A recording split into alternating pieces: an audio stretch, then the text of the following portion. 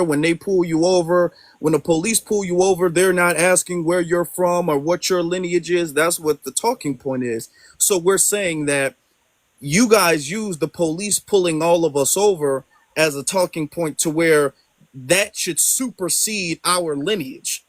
And we can't promote our lineage. We can't delineate because we all get pulled over. And they're acting as if police stops supersede the lineage.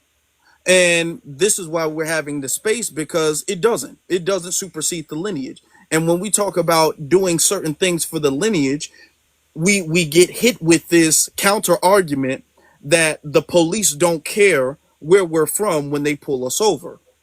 You Do know, they care? eh, and whether they do or don't, first off, that can be debated. But whether they do or don't, that doesn't have anything to do with the lineage. Our lineage is not defined by being pulled over by the cops.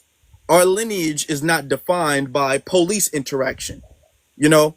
And it's disrespectful to say that, because you, as a, I think you said you're Eritrean, right? Or where'd you say you're from again? Ethiopian. Ethiopian. Ethiopian. Okay. You as an Ethiopian person have your own history and have your own culture and have your own traditions and everything.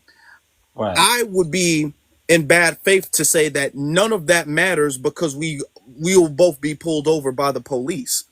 None of your history, your religion, your tribe, your culture, that doesn't matter because the police will pull you over and they don't care.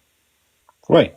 Yeah, so it's in bad faith for me to say that about your people. So it would But be you're just right in, though. it's the same thing. It's in bad faith for you all to say that about Black American people. And Black Americans are the only ones who are taught that our lineage should not be exclusive to us, or we shouldn't delineate, or we shouldn't focus, because all we're doing is really focusing on our own ethnic community.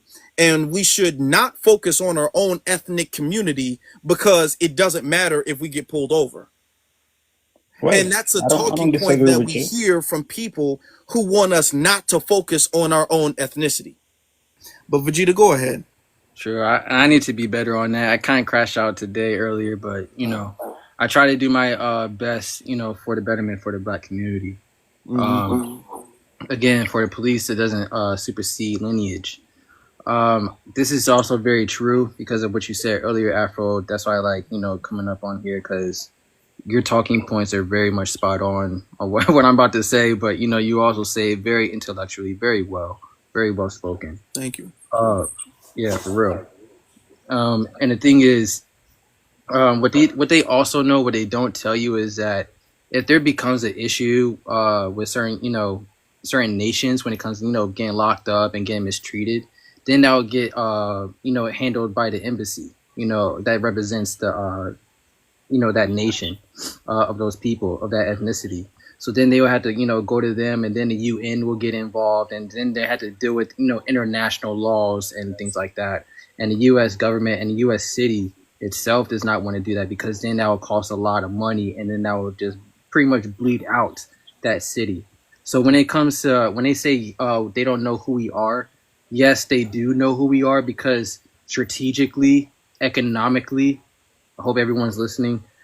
That's not a good issue to exactly attack the people who are not who are Black American. Who are Black American are more of an easy target because we do not have a quote unquote definitive nation like a China or like a Nigeria or anything like that. Hmm. So that's my landing point right there. Mm. Yeah, that's very true. The defense and the pushback is going to be a lot different depending on how the police handle certain things, because the police are just so used to, accustomed to being able to get away with doing anything to foundational Black Americans. So there's no pushback. So that you make a good point with that. Now, if they do something to somebody who's Ethiopian, and I'm not saying that they don't, and this isn't to undermine their experience. This is not what we're doing, but what to tell the truth about the situation, we are going to have to be honest with the fact that all police interactions are not equal. Yeah, you might get pulled over by the police, but are you pulled over at the same rate? Because let's be honest, there's not a single group of people in this country that just doesn't get pulled over by the police. You got celebrities that get pulled over by the police. So everybody gets pulled over. So the rate that it happens is very important. And then the subsequent interaction with the police after you've been pulled over is also very important. Do you get pulled over and then asked to step out the car and then searched and then arrested? All of this stuff matters. You can't just say, well, we get pulled over, so that's the stop, that's the beginning and end of it, because it isn't. And nor is it the only thing that's important. Exactly. And then it's also and how you carry yourself really does matter. You know, people can say what they want, but even just the way you say hello or hey, how you doing, officer, they can feel like the tone of your voice and stuff like that. Um, and it's unfortunate, but if you quote unquote have, a white tea accent, as a black person, then you're more likely to get away with the police officer than someone who does not, you know. Unfortunately, you know what I mean? They're like, oh, you're one of the good ones, and so yeah, all right, I see a mistake. All right, you can go by versus the one who just happily does not have a quote unquote white tea accent, and then it's a regular person that's just trying to get by, and then they deal with the the unnecessary things that they don't have to go through. So it's unfortunate, but and on top of that, we don't have like a structure, which is another thing that we should get into when it comes to politics and law. Is having a structure that does actually represent us in a way. I get we got the NAACP, but like something that's more powerful as such a representation of the U.S. Embassy, and the United Nations itself, that represents purely us alone. So that's all I want to say. Yeah, as a lineage, yeah. Well, thank you very much for that. I appreciate that. We're gonna get to her back, Chickpea. Yes, sir. 47 FBA. All right. And that sounds good to say. After listening to all got this. bars already off the rip. Okay. Yeah. So I was just looking at the case of Amadou Diallo, the Liberian guy that was unalived by the NYPD, back in 1999. And it was FBAs who went out and protested. It was FBAs who got locked up by 1,200 persons protesting them. It was Al Sharpton, John Lewis, the United States Attorney General, who all came out in support of this man, and I don't know. I haven't seen a lot of the pictures of the protests, but that movement was led by FBA, and when we have our issues with, even George Floyd, where was the diaspora? Where was they at? And this guy, his mother got a $61 million wrongful unalignment suit out of all of that, and nobody gave credit to the FBAs who was out there getting arrested and marching on behalf of this brother from, Liberia. And I just wanted to point that out. But to the prompt, you can't be adjacent to our neighborhoods and then claim that we are all getting arrested at the same point rates and use this as a talking point to say that they view us all the same. Because when groups from the diaspora move into this country, they generally set up adjacent to our communities. They don't set up in our communities. And if you were in the diaspora and you was to go into a BLK community and just observe how many police is there, how many times they running around, and just the arrest rates. You don't even have to look at the police stops. Look at the arrest rates of BLK people in this country compared to the rest of the diaspora. So when they do bring all of this up, well, we get stopped at the, just like you, we look like you. Like, no, it's not true. The brother up top, before he got bumped off, he admitted that there was their colorism exists, because he said, I can see Ethiopians. right? And he only can see that because he is an Ethiopian. You know what I mean? And everybody can see that Ethiopians is different. And that's what I mean.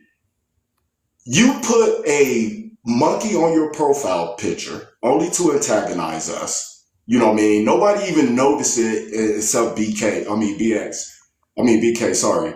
She was the only person that actually noticed it. And I'm glad she pointed that out because, what we're seeing is what they've always thought about us in the first place. It's just Sorry, what did I point out? I'm sorry. What did I point out? that the monkey picture on that guy's profile. Oh yeah. Can I stop you for just 1 minute and say thank you for reviewing the Amadou Diallo case and acknowledging that it was FBA activists out there. Some of those activists are actually on TikTok and are speaking out about how we have championed when the West Indians are harmed or the Africans are harmed by police brutality or some outstanding member of the community, how FBA will go out there and physically fight for these people. And when they went to them for a letter of support about a reparations bill or a disaggregation bill like Minna had, people didn't answer him. And I believe some even said they ain't doing nothing unless they get a cut. So these are the things that the diaspora do. Do we understand them? No, but it seems like they bite the hand that feeds them or that helps them. But compassionate people we are, we go out there and put our bodies on the line for them. And I think it's time to stop. They got to hold their own nuts. But thank you for acknowledging our activists. I ain't one who was out there fighting with the cops and stuff, but I've met one or two, and they're really swell people. Thank you for acknowledging them. I land. Well, thank you, BX, and you just basically closed out for me. Yeah, that's what it's about. Like we put our before even this conversation, we put our lives on the line. We laid the foundations for everybody, every immigrant to exist here in America, and not to give us credit and to call us monkeys and to call us just abject criminals and stuff like that is totally disingenuous. And it just shows the callous and, how callous they are towards us just by it's not even that they're in our face like white tea people, is that they're not, period. In any instance, they're not there for us, but we are always on the forefront for everybody else. And I'll land there. To make that point, do you guys remember the case of Botham John? Do you guys remember that case? Do you guys remember how it was foundational Black Americans who was on the front lines?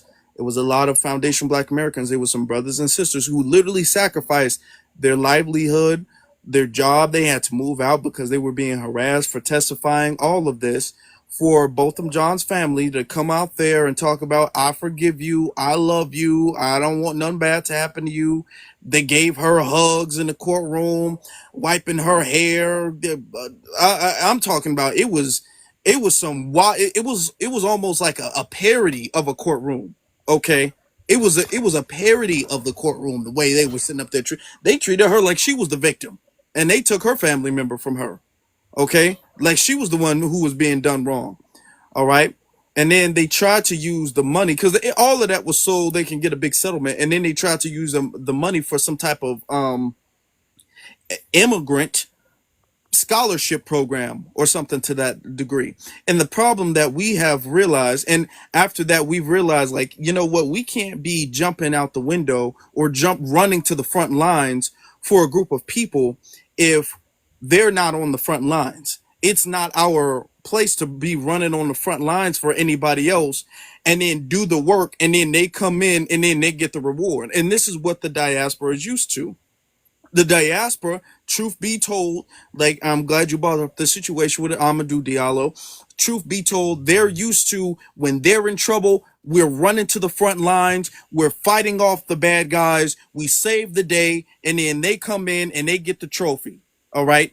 and they turn their back on us. They don't share anything. They don't pay no attention, no mind, no credit, no appreciation. I'm gonna give you another example. Do you guys remember it was a Nigerian dude who was dating OF model actress? I don't even know what they call them nowadays. A OF person who was a YT girl, blonde hair and all of that, and she took his life. And then people pulled up a lot of the stuff he was saying. He was calling us akatas and saying how black people was ghetto and how he didn't like black women and black women was ugly and all of this. I mean, he was doing this for years. And then this YT girl took his life from him. And then their family's like, hey guys, can we kind of just like let that go? Can we kind of just like forget about all of the stuff he said? And we was like, no, y'all gonna have to deal with that yourself. And they're not used to that. Okay, let's be honest. A lot of people use the analogy, why buy the cow if you get the milk for free? Logically, why buy the cow if you can get the milk for free? With us, we're out here saving the day just off of principle, not off of asking for anything, not expecting any type of reciprocation or even appreciation. We just off of principle. Oh, time to save the day. And we're running to do that. And because we're not forcing or enforcing any type of reciprocation, they don't do it. Why buy the cow if you can get the milk for free? And now we saying, hey, all of this, us saving the day for you, we done with that. We done with that. Okay. You know, so that now they're starting that, which is why they don't like delineation, which is why they don't like that, because they're used to sitting back, waiting for the work to get done, and then them coming in and reaping the rewards, and we're letting it be known, oh, that's not going nowhere. We're not letting that fly anymore. Y'all not gonna reap the rewards of our work and then turn around and not give us any type of reciprocation or appreciation. Then talk about how lazy we are. It's not gonna work no more. It's not gonna work no more. All of that advocating for any black person who gets wronged by the police, gotta stop that. Gotta stop that. We can call stuff out. We can call stuff out. But let's be honest, us being on the front line just off of principle is problematic because it backfires on us. People have abused that so much so we got to stop doing that. It backfires. Now we got to wait to see the reaction first. There's so many cases I've seen of the police stopping somebody or beating somebody up, and I say, hey, I can't ride for you until I see where the family is. Because it's crazy if we make this go viral and then the mama talking about, oh, I believe all lives matter. Gotta stop that. So because of their reaction, Botham John's Nigerian's family's reaction, is almost created a whole effect that everybody has to follow now. Now everybody got to get punished for it. Everybody. I just wanted to remind people of that. Now, Diesel, you have a question. What's your question, Diesel? And first off, where are you from? First of all. I'm from Nigeria. Okay, all right. Well, where do you what state do you live in? Texas. All right. Live in Texas from Nigeria. Are you first generation immigrant? Or are you I'm a Nigerian. You were I have dual citizenship. Oh, okay. All right. What was your question? I think I just want to make the stats clear. Like, we have 11% of Africans here in Hold on, America. bro. Hold on, sir. Because you were asking a question in the chat room. I want to answer the question you asked in the chat room. Like So what was the question in the chat? there is no question. When you say we, No, like, I I've saw never you. seen you, I've never Diesel. seen you in your name have never been mentioned anywhere when it comes to all these court cases going to the Diesel. front line. When you say we, like, I don't understand. The only place I've seen you is on this platform. Well, When you if you say live in we, Texas, like, you probably haven't seen me but I No, be out here no, in no. real life. A lot of people from where I am know me, but I'm asking because that wasn't your question. That wasn't your No, no. question. Well, No, see, the and this thing is I the thing. want to correct the Hold on, no, no, impression no, when no. you say I'm we. letting you ask your question. You were Okay. asking a very particular question in the chat room, and now that I'm giving you the opportunity to ask it, you don't want to ask the question you were asking in the chat. Why is that?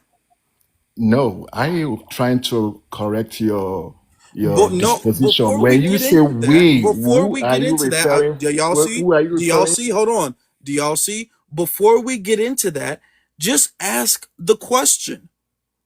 Just ask what the That's question exactly the was. question. I said, when you say we, who are Okay. you referring to? When I say we, I'm referring to foundational Black Americans. But Oh, that wasn't the question, though. so what was the question? That's what the impression I'm Okay, trying to because you were correct. asking about the Because King's I've Day. never, You were you are not a asking. lawyer. Stop it. Stop. You've never No, you're not gonna represented overtalk anybody. me. You're not gonna overtalk me. All right. You were asking about the King's Day protest. That's what you were asking about. I have made a whole lot of comments on the chat. So if you want to select that, let's talk about that. You asked about that, and that's why I let you ask that question. What's your Okay. question about that? We are saying that always in the forefront. Where are you today? Today is no King's Day. Where are you? That doesn't benefit. That has none. No King's Day has nothing to do with Foundation Black Americans. So I would be wasting my time by supporting that. Okay. I think everybody will note that for a start. And you're on TikTok just like I'm on TikTok. So where are you with the whole So no, King's Day when you're protest? saying we, so when you say we, when you because the only we I'm seeing is just like 10 dudes and one lady shouting Okay. we Hold foundation on, Mute hold up. Black on. Mute Do up. y'all Mute see up. that? Do y'all see that? Do Yeah. y'all see I that? was just Now, going now there. the thing is Hmm. that usually we. Do you see how long it took for me to get to that question? Now you just asked that question before I let you speak. You just asked it. It wasn't like no whole 20, 30 minutes ago you asked that. You just asked that question in the chat. And then you didn't want to get to that. Because you can't criticize me for doing something you're not doing. You're not out there protesting. You're not out there fighting or advocating for anything. You're reaping the benefits off of a fight that other people fought. That's what you're doing. That's why you So immigrated when here. it's just like now saying that we Wait, Diesel. fought, I Wait, didn't wait, Diesel. fight. Diesel, hold on. The lady wants to speak to the host. Afro, do you see Thorough Black Talk Worldviews comment?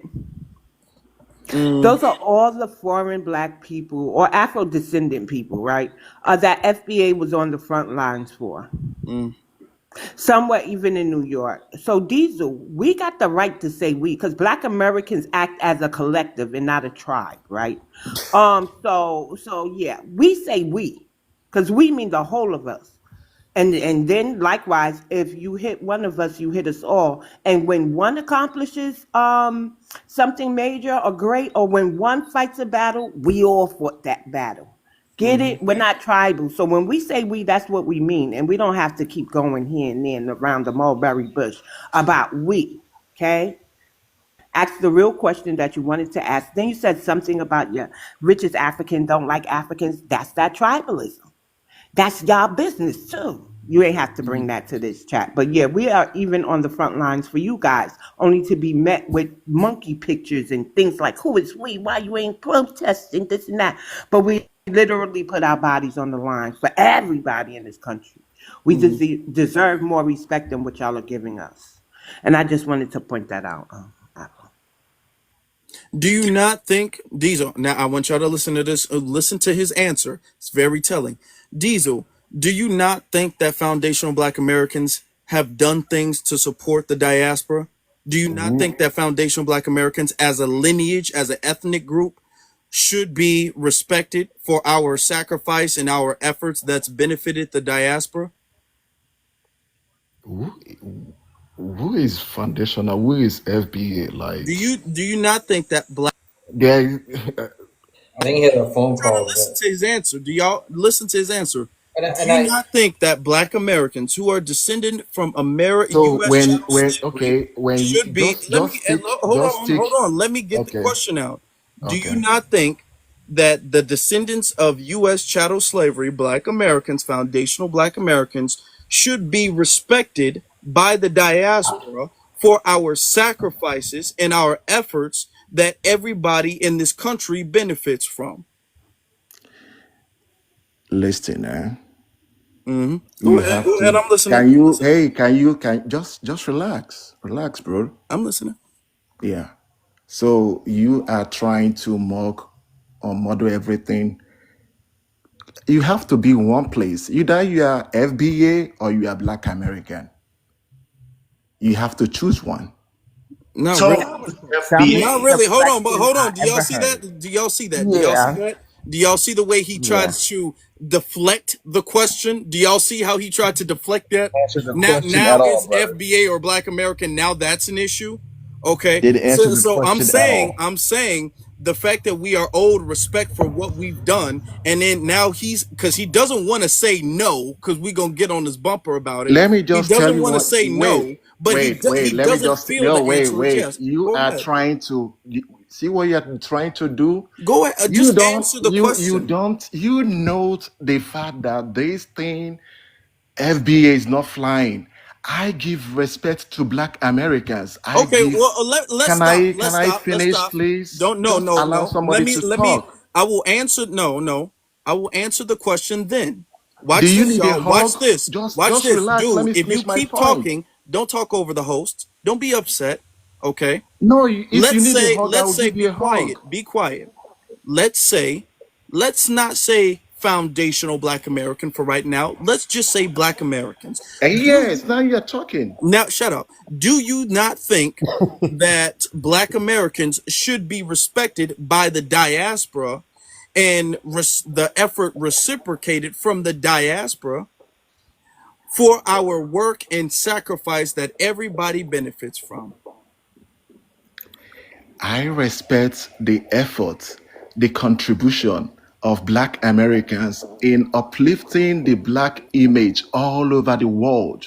So, but when you mix up with what's it called, half-baked FBA spice to it, that is where you are getting people like worried. Like, are you trying to segregate Black people? You see how that immediately came out with a but? First off, it took him too long to even get there. It took him It too doesn't long to even because say now that, now you've channeled your which question shows you he in doesn't really in feel a that way. right That's manner. enough. That's enough, sir. Which shows you he doesn't really feel that way. No, And I brother. need you guys to understand our work and our effort and everything like that. These people feel entitled to it. These people feel entitled to our sacrifice. They do. They honestly do. A lot of them honestly really do. And then when you say, don't you think that our sacrifice should be respected and paid forward and reciprocated? They like, I guess they feel entitled to it. They honestly for real do. And this is why when we say, you know what, we're focusing on our lineage, they're losing their minds. It's like a child. A child feels entitled to their parent feeding them. They do. They feel like they have a right and their parent has an obligation to feed them because they do. A parent has an obligation to feed their children. We don't have an obligation to the diaspora. We don't. Let me tell you that. We don't. We've been doing it though, and we've groomed them to feel as if we have some type of obligation to them. And then when we ask, do you not think that y'all should reciprocate, they're like, not really. To No, spoil not children. really. They like They spoiling honestly children. believe that. Hey, Afro, you know the confusion that I have is this. What do they want us to be called then? Because what he was just saying, Black American FBA, he had a problem with both of them. And then I see sometimes they have a problem when we don't say African American. So what is it? Hmm. What do they want us to be He called? said, right? He He was said that deflecting. He was deflecting. It's really some kind of he name. said that African Americans, I was about listen, to he say, said that it's our really ethnic group it's really about lifted some the kind of name image. on how to refer to us as some kind of submissiveness to them. That's what kind of name they're trying to refer to us as because they believe that they are superior in that kind of way that we are their quote unquote sons, if you will. Hmm. You know, Yeah. King Vegeta. Hold on, but I think they say that, but I don't think they believe that. I'm gonna let you go ahead and Oh, get your spill off, and then we gotta move on because there's other people who haven't spoken yet. So Daryl, you go ahead. me to go on the topic or what? I mean, if you want to address the topic, yeah, address the topic, yeah, yeah, because I Yeah, don't want yeah. people to, Well, what I was saying was that I don't listen. think that they realized, the guy just realized that we are the reason these people are seen as more humane, right? I don't think that they want to see us as sons because they really, in their heart of hearts, look down on us. I think it's because they have nothing else to offer besides saying that we have ancestry from them, right? So if we cut ourselves off from them, who's going to lift up their image in the rest of the world? Literally, he said the only reason our image got lifted up is because of y'all. Once they could disconnect from us, then we're going to lift up their image. So that's why I think but like police doesn't stop supersede lineage. Of course it doesn't. But this goes back to the point. See, the Africans, and I'm going to hit y'all with this. Do you know how in special relativity, Einstein mass energy equivalence equation found out that energy and mass are the same thing? When you go down, you're going to realize that Africans and white people are the same thing. This is why when they come here, they're telling us, hey, well, the white people said. Now, mind you, for every one European, there's 2 Africans. Why are they coming telling us what the white people are saying? Well, the white people said they never gave y'all permission. They didn't say they didn't tell y'all could delineate. That's what I'm saying. These people literally they've already lost to the white people and been compromised. So Wait, for what them, person told you they never gave somebody permission? I need that statement clarified. ma'am, Yeah, what white tea person said they never gave people permission to delineate? What does that statement mean? that's not what I said. Okay, what did you say? No, I'm saying these people act like white people, right? It's Hmm. like whatever, if we're having a conversation, they're going to bring white people's opinion into it. They're going to bring white people having power into it. Oh, we delineate, but white people don't think I delineate when we pull you over. White people don't think that. That's what I'm Okay, saying. I got you. They're going You're to right. continue to push their masters' point of view because they lost. So this is why I really want to get all the Black Americans to understand. These people are not our friends. Mm. Okay. They are friends of white supremacists. We have to get that through our head. Once we understand that, everything will make sense. No, I feel you. I call them melanated crackers. So if you ever heard me say that, I'm saying exactly what you just said. I'll mute up. That's right, melanated. The problem, and we got to take as a lineage, we do have to take a little bit of accountability for the fact that we've allowed the problem to persist to this level, and the reason why is because we've done too much when it comes to being welcoming, and we have not taken the credit for our work the way we needed to, at least on a public scale. And that's the truth. We do need to take accountability for the fact that we didn't claim this land like we should have, and now we are. That's our problem. If we had always claimed that we built this country and that we stood on this country and stood on our lineage the way we should have been, if we were not so inviting, if we were not all this, we're all African, if we were never on that type of time, and I give grace and I give forgiveness to the people who were, for the limited knowledge that they had at the time. But if we were never on that type of time, we wouldn't have allowed it to get to this way. This problem. This problem exists now. It's at this extreme level now because we've been coddling, okay, and pampering the diaspora. We honestly have. And now we're dealing with a bunch of grown, spoiled children. It's like a little child who throws temper tantrums when they don't get the damn Snickers bar or a little popsicle lollipop at the damn corner store. Oh, okay. Well, the little 2-year-old's throwing a tantrum. All right. Well, now when that 2-year-old becomes 20 and starts breaking doors and starts throwing rocks through windows, now it's out of control. Now you got to go through extreme measures because you've groomed this child to feel that the child can get whatever it wants. All right. And we've been doing stuff for everybody else, and we've allowed everybody else to be used to using us and exploiting us and really abusing us. And we did it under the guise of unity. We did it under the guise of camaraderie and Pan-Africanism. And we've allowed these spoiled children to become problematic tethers. Okay. When we messed up, when we were all like, you know what, lineage doesn't matter in politics. When we've allowed that to happen, we've allowed the Obamas to come in. Now we're trying to correct the mistakes that unfortunately our lineage has made too much. We've made that mistake too much. So we're finally analyzing where we went wrong, and we're going back the opposite way. We've been driving south for 100 miles and found out the destination is damn north. Now we got to circle back, and now we got to drive twice the speed limit to get to where we need to get to. And it is what it is. That's what life is. Look, mistakes happen. Life happens. Okay, it is what we is. We thought we should have went south. Now we realize we got to go north. So now we're going north now. But we do have to take accountability for the fact that we were going south. And we do have to acknowledge, hey, we were going south. Now we got to circle, we got to spin this car around, and we got to go north, and we got to go a good 20 minutes past the speed limit because we've been going south for too long.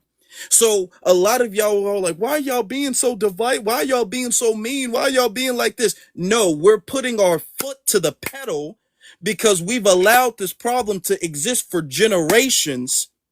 And this problem has existed to the point where now y'all are in politics. This problem has existed to the point where now we're facing y'all colonizing us. This problem has existed to the point now y'all saying Juneteenth belongs to everybody. So now this problem is so bad. Now we got to go foot to the pedal, foot to the floor so we can fix this. So don't let anybody tell you that we're doing too much. No, we are not doing too much. Now we got Myron Gaines up here going to schools talking about how we got low IQ. All right. Now we got Brian Donalds who are voting no for reparations because he openly says he's not going to get anything. We got tethers all over the place.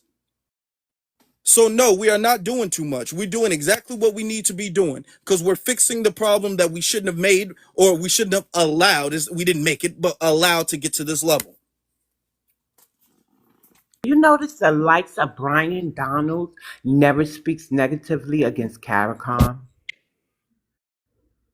Yeah. And you know what I noticed? BX, did y'all see that? That's what I don't like about them, right? Like, and the brother was saying it earlier. It's like we do all the fighting, right? And then they start just coming back and claiming it. Like I saw this Ethiopian man, or he was a president, and at first he's talking about our ethnicity, talking about we're begging, and then once reparations gets some grounding, I guess some footwork to it, now he's claiming that everybody needs reparations. Do you see what I'm saying? This is what they do, bro. It's just disgusting. Mm-hmm. All right, appreciate that. Let's get to if y'all want to come up, you can hit the request real quick. You have to hit the request. You were here kind of first, so we'll get to, how do you say your name? Cart Who? or Carl? Carl T. Carl T. All right, Yeah. you got it. Oh man, you caught me off guard right now. I was just eating a sandwich or whatever like that. But yeah, I mean, I've experienced a lot of this. I used to live in Germany. So you know, over there, man, Africans got it really, really bad. They got it really, really hard. I don't know if anybody here ever traveled around. But you know, they delineate even in places like that. So if you're in Europe, they do a lot of delineation over there. You don't even have to force it on them. It's like when they come to the States, because in the States it operates black and white, they can pull that game here. Over in places like Europe, it's all lineage based. The white people won't even roll lineage based out there. They will roll white when it comes to one common interest, but they'll tell you they're Greek, they'll tell you they're Italian, they'll tell you that right off the rip. Mm-hmm. So when they come here, that's why the cosplaying is so much. And that's why when Europeans come here, they can do the cosplaying. Because only in America is like that, white or black, straight up. That's kind of what I want to say. Yeah. That, I mean, that's true. Yeah. We have to understand that we've grown up in a country that's completely racial. There's no other country that's as racialized as America. So we're dealing with a country, and this is why when they come over here, they don't get on board because we understand the dynamic of racial interactions better than anybody else. This is why Absolutely. we've succeeded and accomplished more than everybody else. Absolutely. I agree with that. No, thank you. Let you go ahead, finish, and then I'm gonna bring some more people up real quick. Let's get to Connor. I'm gonna send a request or an invite rather, and then you just accept the invite because you can yeah. How you doing? This is Juicy Genius from Twitter, right? So if you guys seen her, it's the same one. To come up, what you do is there's a request thing like people. It's like a button where it's like two people. You just hit that and then you hit request. Okay, that's that, and then you can request up. But I can send you an invite as well too. So, but let's get to Connor. Connor, what's on your mind, brother? Yeah, so I agree with most of your talking points tonight. I mean today, Mm. but I do want to maybe offer a reframing of the conversation because I do believe that the only real legitimate political project for Black people is universality. And what I mean by universality, I mean to I mean, for instance, so Black people aren't uh, just a minority. We're a group among other groups, uh, and we're positioned as the limit of the human. And so you see it every day when you walk into a restaurant. The room flinches even just for a second, or so we're not read as neutral. We're read as human until we prove, or we're not read as human until we prove it, Okay. and even that is conditional. So and white people are considered neutral. They're read as neutral, and that's what I mean by universality, where you're assumed human until you're proven otherwise. Okay. And in that light, I feel like the problem of, the universal problem is anti-blackness. And we experience that, in folks from migrants to FBAs, right? So there are Black people. So anti-blackness is universal, is my point. And so we are, that's the problem we have to contend with. There are anti-Black FBAs. There are anti-Black, on a different scale, maybe, of non-FBAs. And there are obviously we live in an anti-Black world. Every place globalism has touched, which is most of it. Brother, I'm not seeing where where did you disagree with me on? What did you So disagree with I me feel on? so I'm saying the framing of the conversation Okay. around non-FBA folks, I mean, is probably not necessarily productive to the political project that any Black political project should have, which Okay. is universalization. We should So be moving our towards political a project Black should be universal. I just want to be clear. Our political project should be universalization. Yes, to be seen and to be read as human, Okay, generally. so how does us highlighting and doing for our lineage or focusing on our lineage, how does that contradict us being seen as human? Because it misdiagnoses the problem and it sort of is a distraction from so what would a project, for instance, look like that Well, brother, addresses what we're well, naming? brother, I disagree because I agree that the problem is anti-black racism. I agree that the problem is that it is anti-blackness.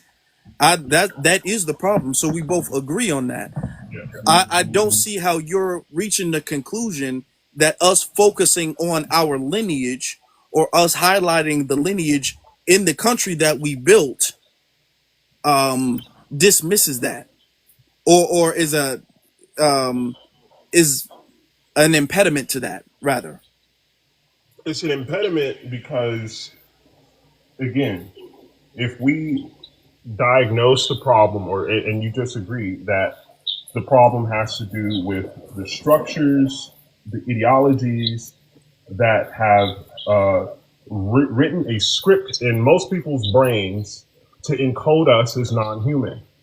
And if that is our premise, I am failing to see how focusing on this does any damage or does any or gets us. Okay. What Yeah. should we be doing? If what I'm saying is incorrect and we shouldn't be doing what I'm saying, what should we be doing?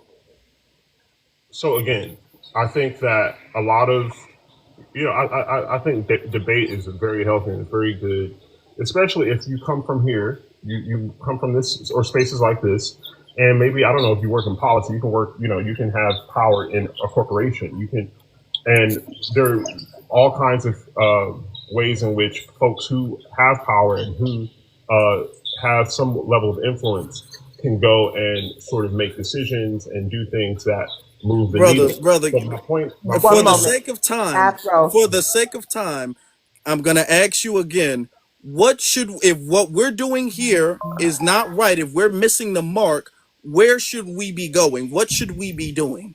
so what we're doing here is discourse. So I'm saying the ways in which we discuss the problem should be accurate, and I think this is not accurate. Okay, And you land there. Afro Lee, did we get his ethnic group? No, and I was just about to ask that because a lot of I've been people in here. the I've chat been room are a saying certain things. long history. One I'm more an question. FBA. One more question for clarity. For clarity, sir. Are you trying to change the way Afro runs his platform? This feels like tone policing, like you're trying to change the topic and tell him how to address it when you have a page and you could do it yourself. Afro here addresses a myriad of topics. So are you new to this page? I'm engaged in dialogue, and so whatever you're cloaking, your language. I don't know what that Sir, means. sir, now Changing, here's Yeah, the what's his I'm thing. ethnic engaged group? in dialogue. Hold on. The thing is that I allowed you to say that you disagreed, and the thing is in the chat room, and I'm not saying you in particular, but in the chat room, other people be like, I disagree. Okay, well, when we allow people to say they disagree, they'll disagree and say we're wrong, and then I'm saying, okay, if we're wrong, what should we be doing? And you took so long to get, I still don't even really know exactly what we're saying that's different, or you have an issue with what we're saying, and you're just it's a lot of word salad. We gotta like decode everything. Then you're talking about other people in different positions. You're like all over the room and like trying to find some place to land. I'm gonna be honest with you, man, and the chat room agrees. Because if you say that something is wrong, you can't even really articulate it. So my thing is, what do you really disagree with? Because when people do that, the most of the time when people do that, people really have an issue with what's being said, and they don't want to say what their real issue is, so they try to find another reason to have an issue. And the reason that you're conveying that you have an issue is not landing, is really not. I can't even disagree because I don't even know what our issue is. So Well, I that think that's leads very. me to believe, hold on, that leads me to believe that what you dislike is not what you're saying. No, I think I was very clear. I started with the fact that the only legitimate political project for Black people is universality, and that's not what you're talking about. And No, that's no, no, no, no. so. It's not, because I So believe, I'm bro. saying it's not productive to that. So you agree with that, and so No, I'm saying what you're discussing is not necessarily productive to that. And I wonder what. And I want. Go ahead. let me no, because we're discussing lineage, and you're talking Fine. about universality, Right. which means And so how does that intervene? How does lineage intervene in the political project that you already agreed is the point of because any? we built the country, and our lineage is ignored for doing How that. We does are it the lineage of the intervene? How people. does it intervene? How does this conversation, right, intervene in the political project that you already agreed is the point? That is the Well, whole point of the us point of, the point of is what we anti-black anything we do. racism. right? But anything we do as black people politically Uh-huh. should be towards black universality. So you agree with that? And I'm No, saying, no, how that's does no, this no, no, no, no, no, no, conversation no, no. I intervene? now I Is my agreed. point. I agreed. I didn't agree with universality. You Okay. did. I You no, said I that said I no, that is a no, I did legitimate not. political No, I did project for black not. people. I did not. Kind of Now mute don't up. get So he frustrated. could I clarify. didn't. I said the issue is anti-black racism. I agreed So what that is we black have anti-black universality? racism that is universal. I didn't say the solution is universality. That's So is not it what I not? said. Is it not? No, Do it's we not not. do it? So so you're saying that we do not want to be considered and read No, as because human. you're no, you are framing universality as us being What, seen what as is human. what is what That is is black your universal? definition What of is that. universality? No, that's a He's changing the philosophical. That goalpost. this is academic. This is an Okay, well, academic sir, definition. that's not true. It What is, I'm saying, our issue is anti-black racism, and in and order this to solve that, we need to stop making the mistakes that we've made before and acting as if we do have a universal lineage. Our issue now that is the you so fact that for you just sir, misspoke. don't please, We're not saying universal sir, stop, lineage. stop. Because the issue now is the fact that we've acted as if our lineage and culture is universal. And now that we're trying to gatekeep it and being exclusive, now people are saying that that's the issue. Our issue is universality. Our You're issue is the fact that misappropriating we that haven't word. been distinct. Our issue is the fact that we have not kept. Okay? That's So been the problem. how does gatekeeping intervene in the goal of universality? I don't know what your goal is, and I don't know No, no, because no. your I'm not saying definition of my goal. I'm not universality is saying not my is missing. goal.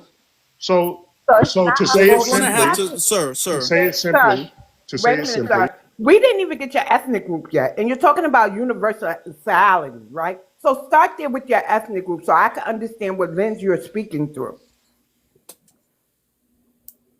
Come off your mic, because I know you were up here when I gave the decorum for the room, correct? And I asked everybody to leave with their ethnic group and their age. What is your ethnic group, sir? I already said FBA, and you are From very where? disruptive. Um, Um, and you are trying to I tone don't to recall these you saying people, FBA. nonsense. Sir, right? okay, we're gonna stop. We're gonna stop. Yeah, We're because gonna this move isn't a on debate. because there are other people who need to speak. But I will say something. The whole universality, if you want us to act as if we should ignore our lineage under the guise of universality, that is the same thing as what we're fighting against. The whole universal lineage, this pan-Africanist idea that our lineage should be ignored or dismissed under the guise of universality. No one ever said that. That's not how That's we're not what going I to said, and succeed that's with not what I anything. mean. You miss. I don't know what you mean, then. I don't know what you Alice, mean, then, so dude. you're So not we're gonna move tracking. You're on. not We're gonna following. move on. You're We're not gonna move All following. on. right, mute Stop up, talking. Hannah. Mute We're up, gonna and move maybe on. when we go to open panel, All right. we'll come back to you. We're gonna get to friends. Call me Poopy, and then we're gonna get to Juicy Genius. Hey Connor, I agree with you. Listen to this and listen to this good. I'm FBA. But why did we when Puffy was trying to start an all black political party, not Republican, not Democrats, why did we leave Puffy in the win? It doesn't make any sense to me. That man was trying to start an all black political party to help all of us, but we left him in the win because the white people said some stuff. So this leads back to this.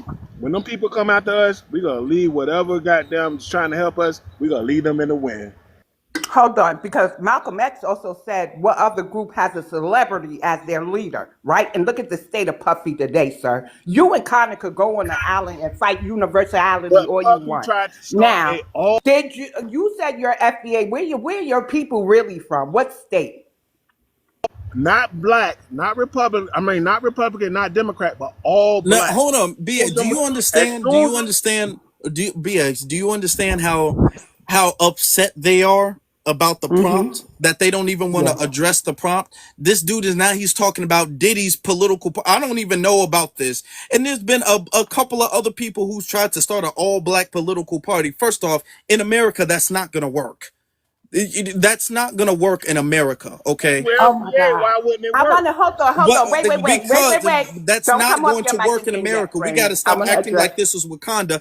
Plus, he's Right. completely off topic. Are we talking about Diddy or are we talking about the police? Well, I guess Diddy and the police, I guess those conversations go hand in hand nowadays. But wait, But I'm Afro, talking I gotta about tell you police this. stops. Okay. I gotta tell We you this, talking Afro. about We black had Americans getting into the nope. You don't get to talk. I asked you to remain on mute. So if you look at thorough Black Talk Worldviews comments, she is giving pushback to the narrative that they are up here spewing, and she has noted that we had an all-Black party called Freedom. Was it Freedom Party in 1994? Did I see? So we tried that, obviously. But then again, Puffy is a problematic celebrity, and it's not just these recent allegations, right? Because if you've been paying attention, you would know that he's very shisty when it comes to paying his artists, right? So there's issues about that. So let's not act like Puffy would have been the end all to be all. He probably was bought out by somebody, but that's a whole nother story. We do know that no other group really has celebrities as their leaders or look to them for answers. Why must Black people do this and end up in the same position? So why Why do Democrats we have have to keep concerts going, every year with Okay, gay going? well, since celebrities in sir, order to get black people to vote for them? dude, since it seems like maybe there's a comprehension I think him issue and or Carter something to should that go degree where you can't really something get to the online. prompt because what you're saying is completely unrelated to the prompt, entirely unrelated to the prompt. We're gonna now move on. We're gonna move on now. All right. So, Juicy Genius, you get to go ahead. Thank you so much for allowing me to speak. A mic check. Can you guys hear me okay? Yes. My audio coming in good. Shout out to Yep. the host, the co-host, all the speakers in the space are in the room. This is actually my first FBA panel on TikTok, so I'm still fairly new to this platform. So show me a little bit of grace. I am FBA, 6 generations on my paternal bloodline side, 5 generations in on my maternal bloodline that I've been able to discover through genealogical research.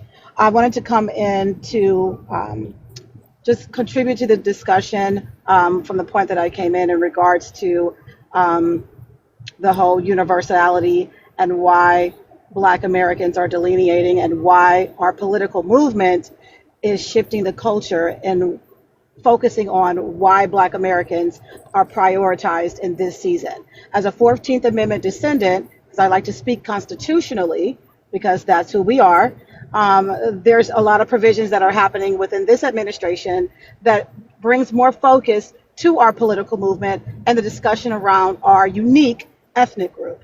And so I understand that there's a lot of Black looking people or melanated people who migrated to the United States who are worried or concerned that if the 14th Amendment is eradicated or enforced, then that would ultimately prevent them from being able to be in the United States as an American citizen. But what that would do for us would be to enforce our rights and do justice as the unique ethnic group and wholeheartedly complete whatever ramifications around our repair, whether it's legislative repair, financial repair, justice repair, and protective repair. And that's how I've been in the paint as a Black conservative, as a pro-Black conservative, moving this needle forward amongst those that are working within this current administration as we speak. And so we have to speak as Americans. Black Americans are the most patriotic people in this nation. We fought in every single war. And we're still fighting the war against everybody else, trying to minimize our influence and minimize our existence by diluting our unique ethnic group and identity with everybody else.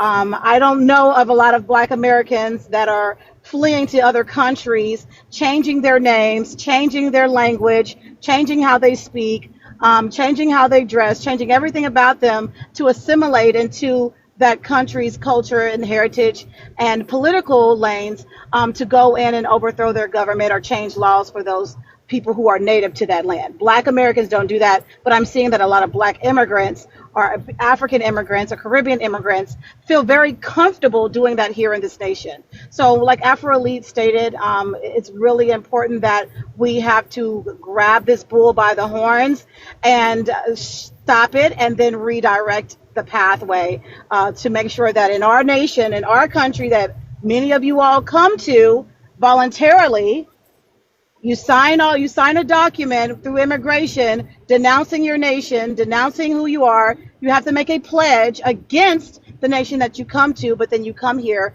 and you fly all your flags and you tell us we're wrong for flying the flags that we want to fly. Right? So we have to make sure that there's a level of responsibility and respect from the diaspora as it pertains to Black Americans. Everybody wants the benefits that comes with being Black American, the global impact, the cultural influence, the brilliance that comes with this unique ethnic group. But when it's time to fight for what is rightfully ours, you all don't want to contribute to that at all. You dumb it down, or you say it's insignificant or whatnot. And so we're trying to repair our community while simultaneously politically fighting for the righteous movements and atonement that has to be done from the government level. So I yield my mic. I just wanted to make that statement. Well, thank you very much for that. Appreciate you. All right, let's get to. Afro, can I say something? I'm sorry. You see how he got up here and brought up Puffy, and the thought hit me, right? Because Puffy did pay, and this is alleged, guys, right? And I'm usually not a conspiracy theorist. Puffy did compromise Shine to take a charge for him.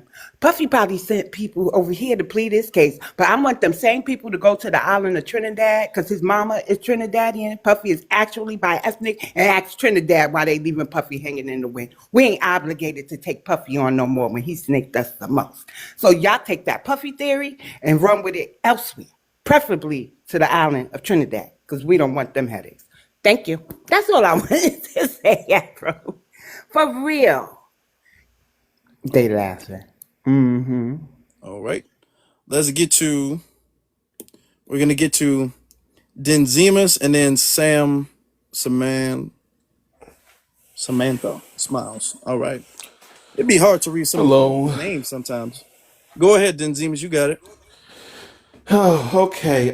First of all, I don't know how y'all deal with this because this is just wow. We really need to when we get the chance. I need to go speak to Tariq and tell him to get some cheetah pistol repellent for these tethers. But I'm gonna just say yes, it does supersede lineage when it comes to the YT supremacists and the tether class, of course, because we already know. Well, I'm not even going to get into the white tea supremacists because we already know how they think anyway. But as far as these tethers go, I seem to remember. I don't know if anybody mentioned it, but did we forget the Tyree Nichols situation? Not only do these people come over here, and when they get pulled, when they're dealing with the police, they act like they're different. They get onto these police. They get onto these police. What's the word I'm looking for here? They become police and become hostile towards us. So yes, I do think it supersedes that.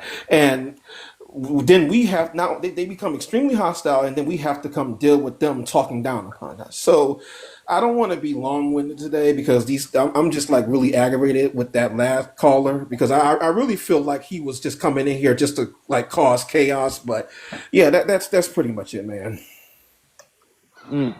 That's true. Let's be honest. A lot of the people in law enforcement have a history with anti-blackness, and a lot of these people will come from the diaspora. And this isn't to say all, because there's going to be some people like, how could you say that? But let's be honest. Let's tell the truth. All right.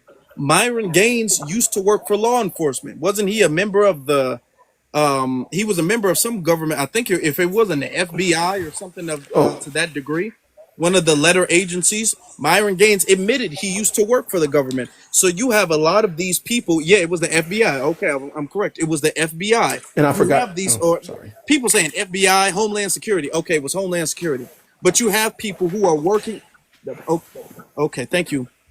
People like FBI, CIA, the ABC. Okay, well, thank you guys. He was working for the government. Okay, thank you. Thank you. He was working for the government. And my point is the fact that we have. Can you mute your mic? Okay. My point is the fact that you have a lot of these tethers who, under the guise of we're all black, so it doesn't really matter, are in these positions. They're in these positions, and then when we get pulled over, if it's a Myron Gain or someone of his ilk, his kin, we're in extra trouble. We're in extra trouble because a lot of them, they like to show out for the white cop and for to show their anti-blackness, so they go above and beyond. So we gotta bring that to light too. We have to bring that to light too. So our police stops is Correctional damn officers. absolutely not the same. Absolutely not the same. And this is to say that it supersedes lineage.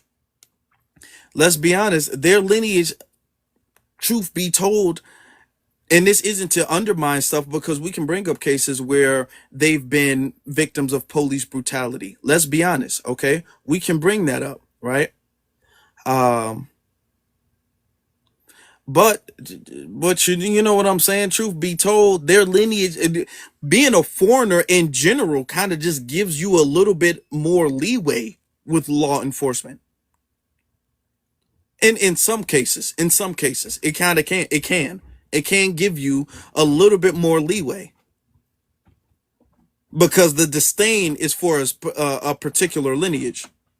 All right. In Remember cases when you that? can. Now, if you disagree, you can request to come up. Let's get to Samantha.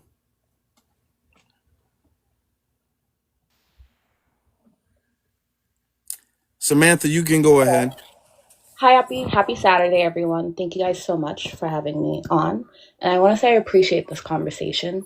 Mm-hmm. I'm from Massachusetts. I'm first generation from Haiti. Okay. I wanted to add that police stopping shouldn't supersede lineage. I think what happened under white supremacy is they lumped us all as one without giving us the right to respect and appreciate and celebrate the differences within ourselves. And so I always say this is like one.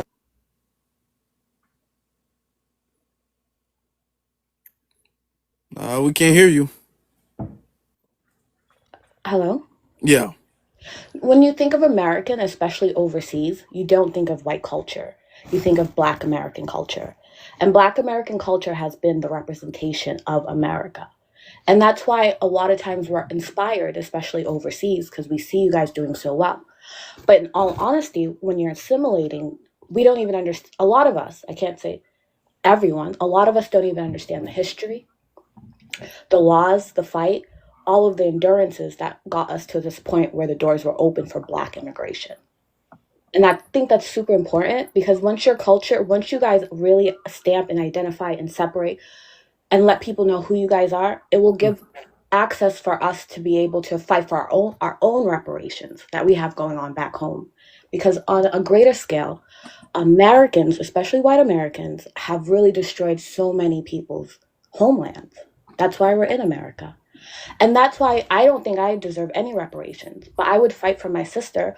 One of my best friends, she's Black American. Her family has one of the first homes in the first majority Black city in all of New England. And I always ask her the question, how can I, as someone who's first generation, I can't say, oh, my people deserve reparations. My family deserves reparations in Haiti, how the Clintons took our land and all these things that are going on with the presidents you guys elect. But I do believe you guys should be able to say, hey, I'm Black American, this is my culture.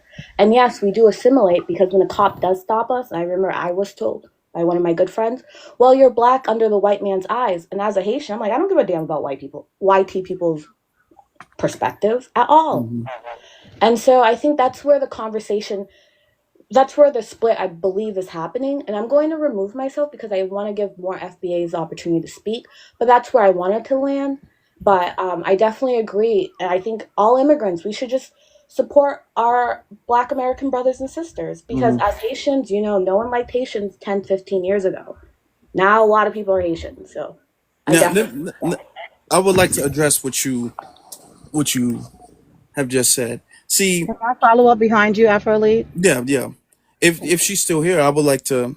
if you can go ahead, but let me address what you just said. See, the thing is that when it comes to, and how the guy was talking about universalism, the problem, I'm gonna say this, the problem is the system of white supremacy, okay, which is global. It's not just an American thing. This is a global thing. All right. It exists in the continent of Africa, in America, in the Caribbean, all over the place, all over the world. You know, you can't go anywhere that it doesn't exist from. So we should have all, and this is something that we haven't been on, not not too many of us, but we should have all been under the guise of black empowerment, because that's the antithesis of that. That's the cure of that. Now, what happens is that you do have, unfortunately, the truth of the matter is you have people who will cut their nose to spite their face. All right. So they're getting in the way of their own progress because they don't want to see somebody else progress before them. Or their jealousy and envy allows them to become an obstacle, to become an antithesis, so much so that they can't get it. It's like you want somebody to drown so much, you're willing to drown too, just to pull them down, to make sure they can drown. Even if even if them being free allows you to be free, you would rather y'all both drown just so they can drown.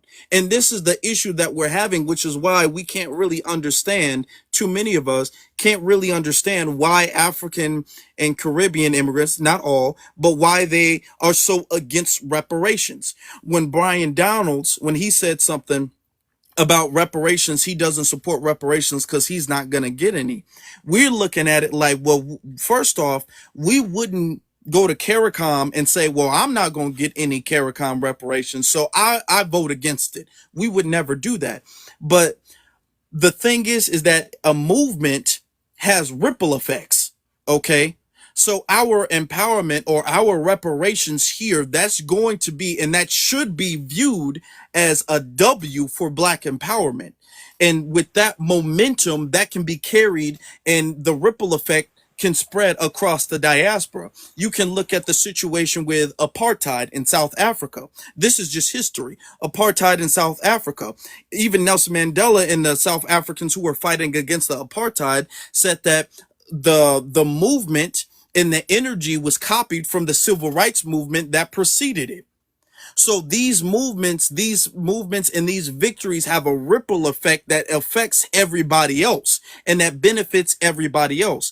Our reparations as foundational black Americans will aid in the cause that CARICOM is fighting for. All right. So this is why it's literally not, almost, I can't say that word.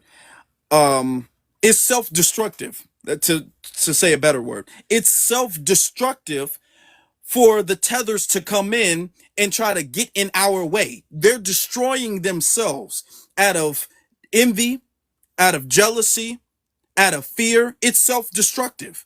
They are willing to literally pull themselves down and drown just to make sure we do. That's how so this is why we got to view it as these people have self-destructive behaviors. They have self-destructive behaviors, honestly, and I'm glad that you don't. Shout out to you for not having that, but they do. And we can't negotiate with people who will literally destroy themselves just so other people don't succeed. I agree, because that's the same fight with the Haitian Revolution. And at one point, we had the Haitian Empire. We helped we helped fight side by side with Simon Bolivar, South America. Look at Haitians are eating dogs and cats, and and it's like we've faced the same hardships from a lot of other people in the Black diasporas. So I understand coming from like a Haitian person, because it's like it wasn't fun being Haitian in the early 2000s. So with that being said, I always say it's like we have to support each other. And I want to close with that. Thank you guys so much, because it's like, I guess my only takeaway is, what if reparations is one, I just want to see more policies to support or to advocate for, because you guys are the culture. When we talk about culture vultures, I do notice it's white people take from Black people, but generally we're taking from Black Americans. So We all know who the culture is. Come on now, we ain't even gonna play that game. We know. Now Juicy Genius wanted to now she left, but I don't know if you still would like to make a comment. She maybe left the panel, but she may still be in the space Okay. or in the room. But I wanted to say, just to kind of back up your statement in regards to the self sabotage of this quote unquote universality. If you're so for the versal unification of all Black people, then why would you sabotage the movement created by Black Americans? Why would you want to come in and sabotage what we're trying to do, which could potentially inspire and encourage you and give you a blueprint to go back to your nation and fight for what's rightfully yours if you did experience colonization or your ancestors freaking did? Why wouldn't you want to get up and fight? Why wouldn't you want to get up and look at us and take some freaking notes about how we're moving and shifting as a culture of people?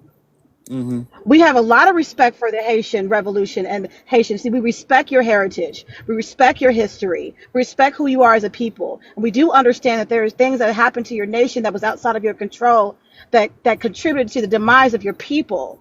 So we have some relativity there. But if you decide to leave your nation and come over to another nation and be amongst us, don't denigrate what we're trying to do, because we're trying to reverse generations and generations of destruction, financial destruction, emotional destruction. Some of this stuff money can't even repair. So we're looking for atonement. And we're the closest that we've ever been, because it's taken, like Afro Elite has said, we have to go back to the drawing board because people kept shooting us in the foot. This flat blackness that started with the African American title by diluting us into one ethnic group that's not even us. Why would you attach us to a continent that's not attached to us? There is no African nations running to the aid of Black Americans. Where is the Black American Aid Fund established by Ghana? No, we got to go over there and spend our money to be re-traumatized, to go through this trail of tears or this wall of no return. You want to pay us for that? You want us to pay you for that? What? No. It's a cultural disconnection. It's a lack of respect for our heritage and our history and why we go so hard. We never stopped fighting against white supremacy, white nationalism, and domestic terrorism. We're not fighting against, we didn't stop fighting against it. We had to take a pause for the cause because we got Black looking people in our nation that want to be white adjacent. Byron Donalds, which I've met personally, he's white adjacent. So of course he's not going to be pro reparations. Because honestly, if the 14th Amendment constitutional law is enforced, he may have to go back freaking home, and that may impact his run for governor in Florida. Yeah, Uh, like that. It's get can I real ask you a deep. question? Can I ask you a question, Juicy? How were the people Sam. receiving him in his is it gubernatorial? His governor run. How are they receiving him? The people. He's endorsed by the head of state. It's got Uh, millions of dollars.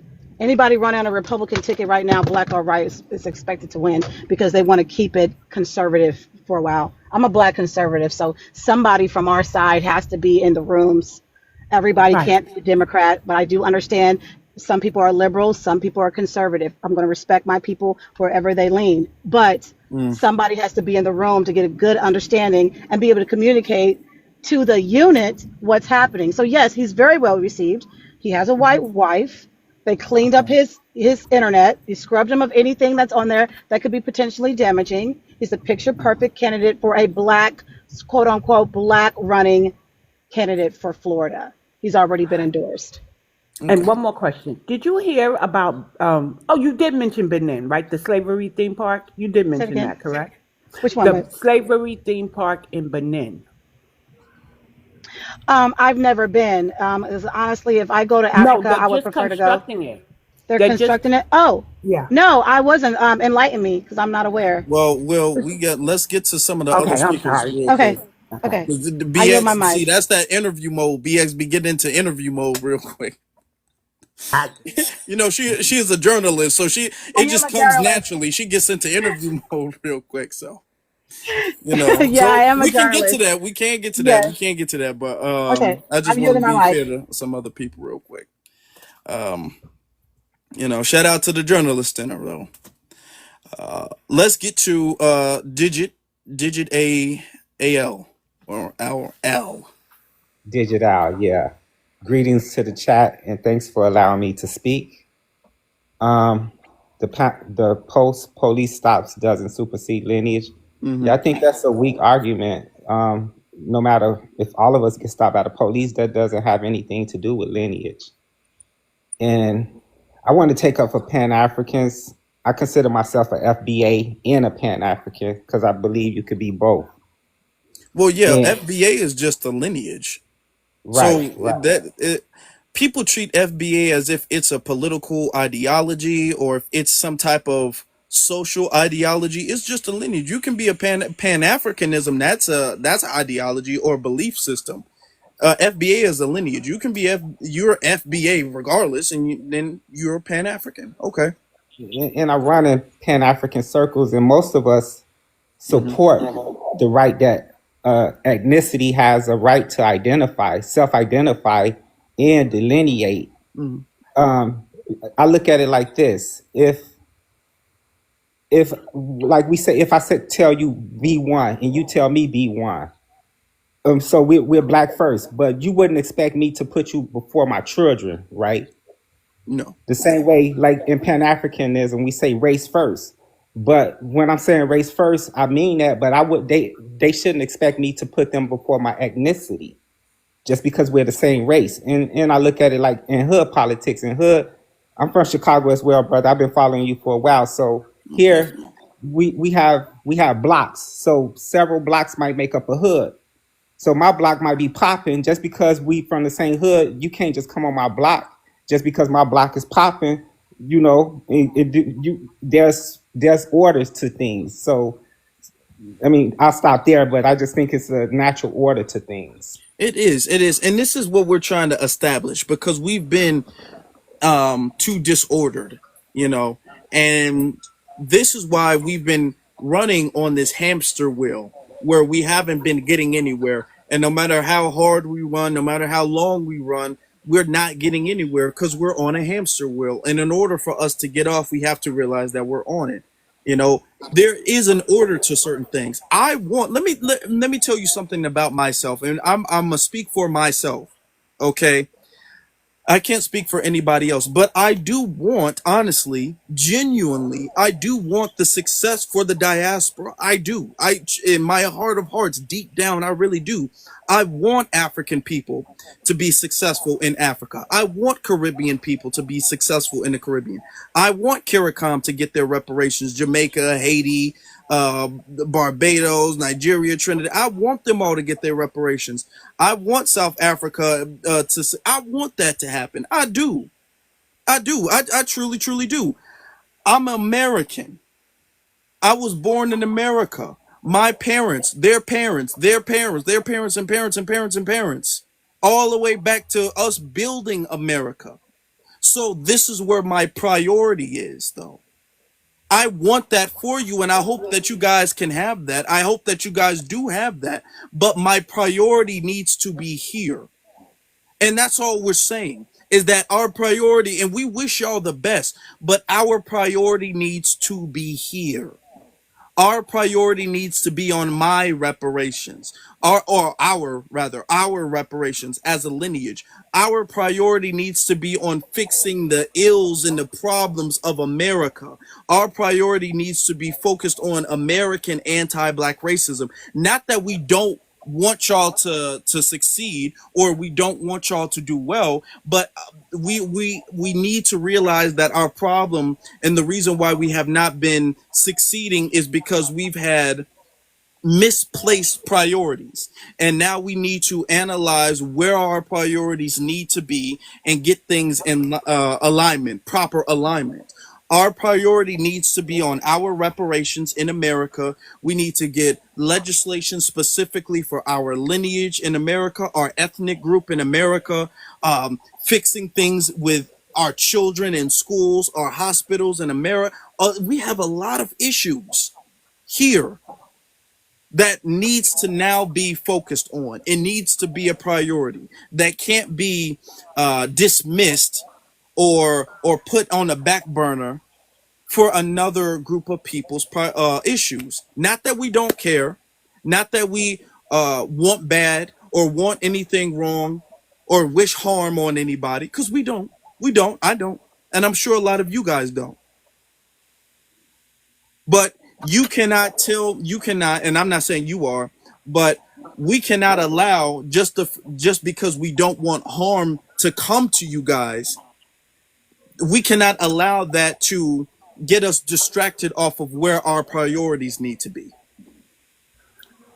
Can I jump in here? Yeah, There is mhm. over 200 people in the room and only 35K likes. We've been on this live long enough to have at least, I'm going to say 45. Y'all tap up the screen, Yeah. click the orange heart, share the live out. I kind of want to piggyback. He says that he's FBA and believes that he can also be Pan African. Of course, I agree with that. But while you're doing that, and it sounds like you may be standing on a little lineage business over there, but I got to ask you.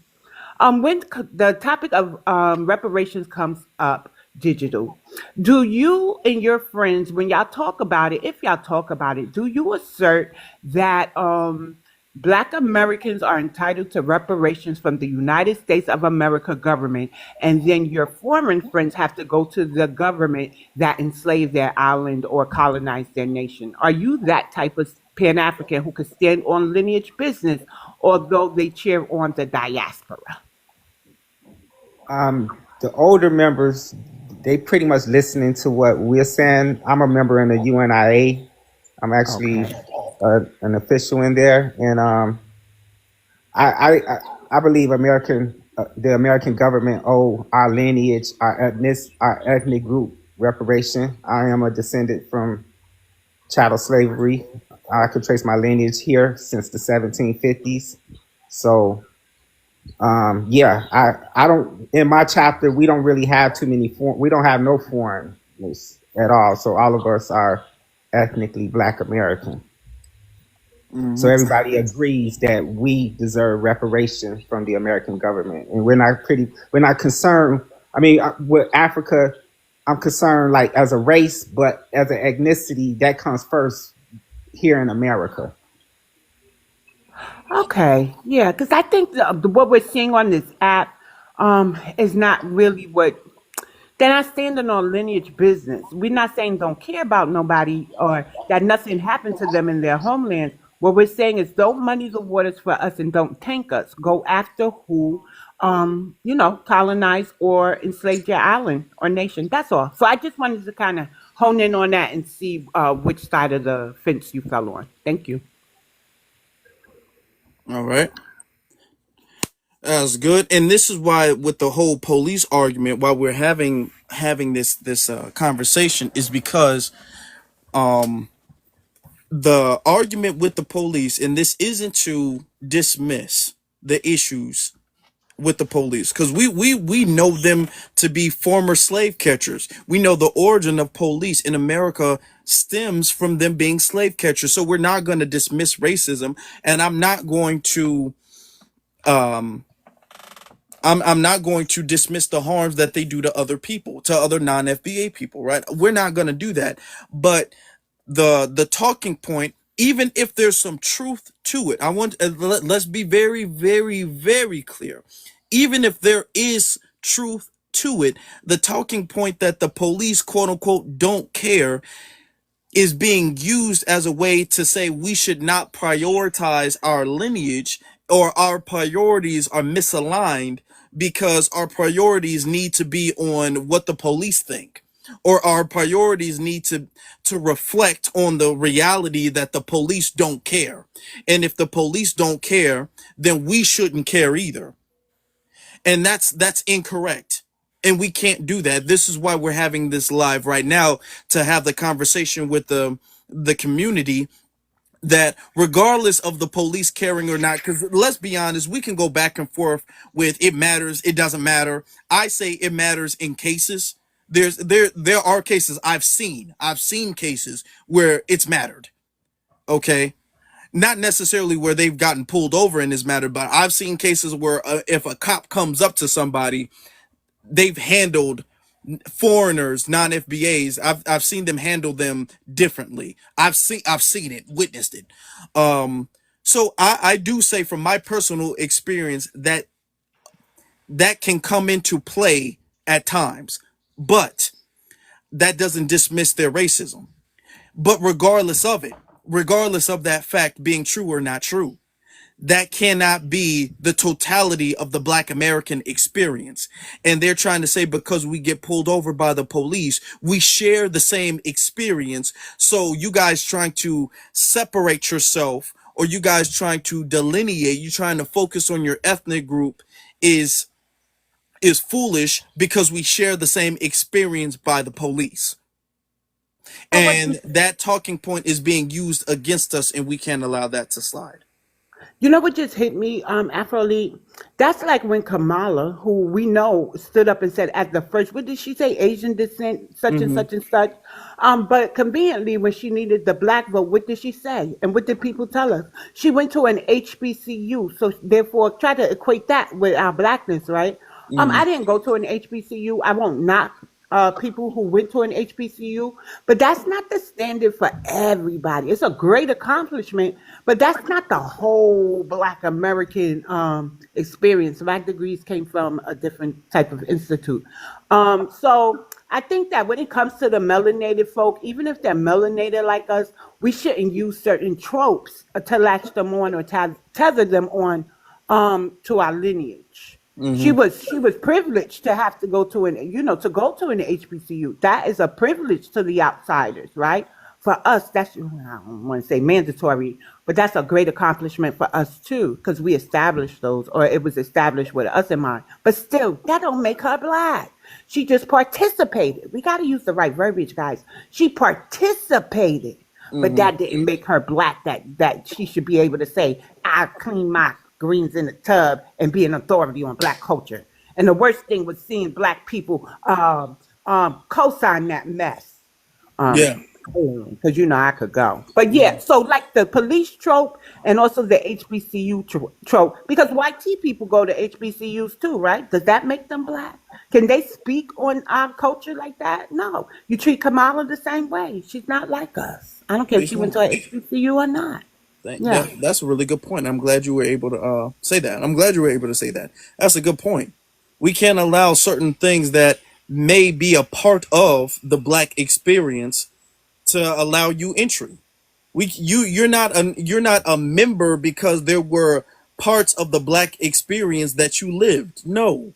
No, and nowhere else in the world. I if I grew up eating ramen noodles, I can't say, well, I'm kind of Japanese. I mean, I grew up with the same experience. I didn't know how to use chopsticks. They would be offended at the thought of that.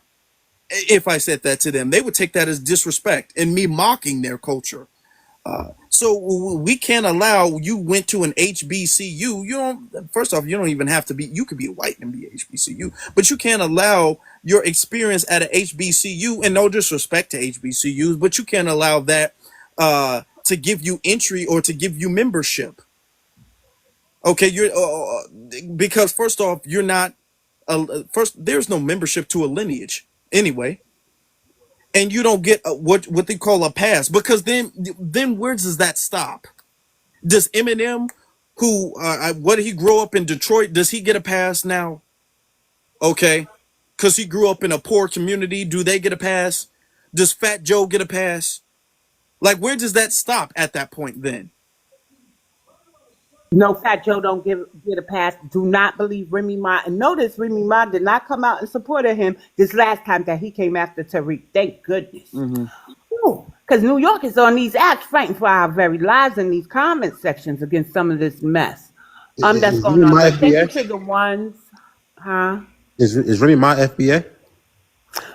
For all intents and purposes, I haven't found anything that says other than that. And when you see her holiday home meals, I ain't never seen a Caribbean cook our food like Okay, that. okay. So, but Remy lived a hard life. I hear that she had to take care of her younger siblings and stuff like that. So, maybe I don't know. I just worry that when others who are not of the ethnic group or other lineage, when they are in the position to help us, some of us will back them no matter what. But I Yeah. did notice she didn't speak out when he came after Tariq this last time, so I was happy about that. Yeah. I Ooh, wanna I it's wanna we're gonna Eh, skip the line a little bit. Hold on. I wanna get okay. to No problem. this person. He says, I'm not sure how to pronounce your name, the family man.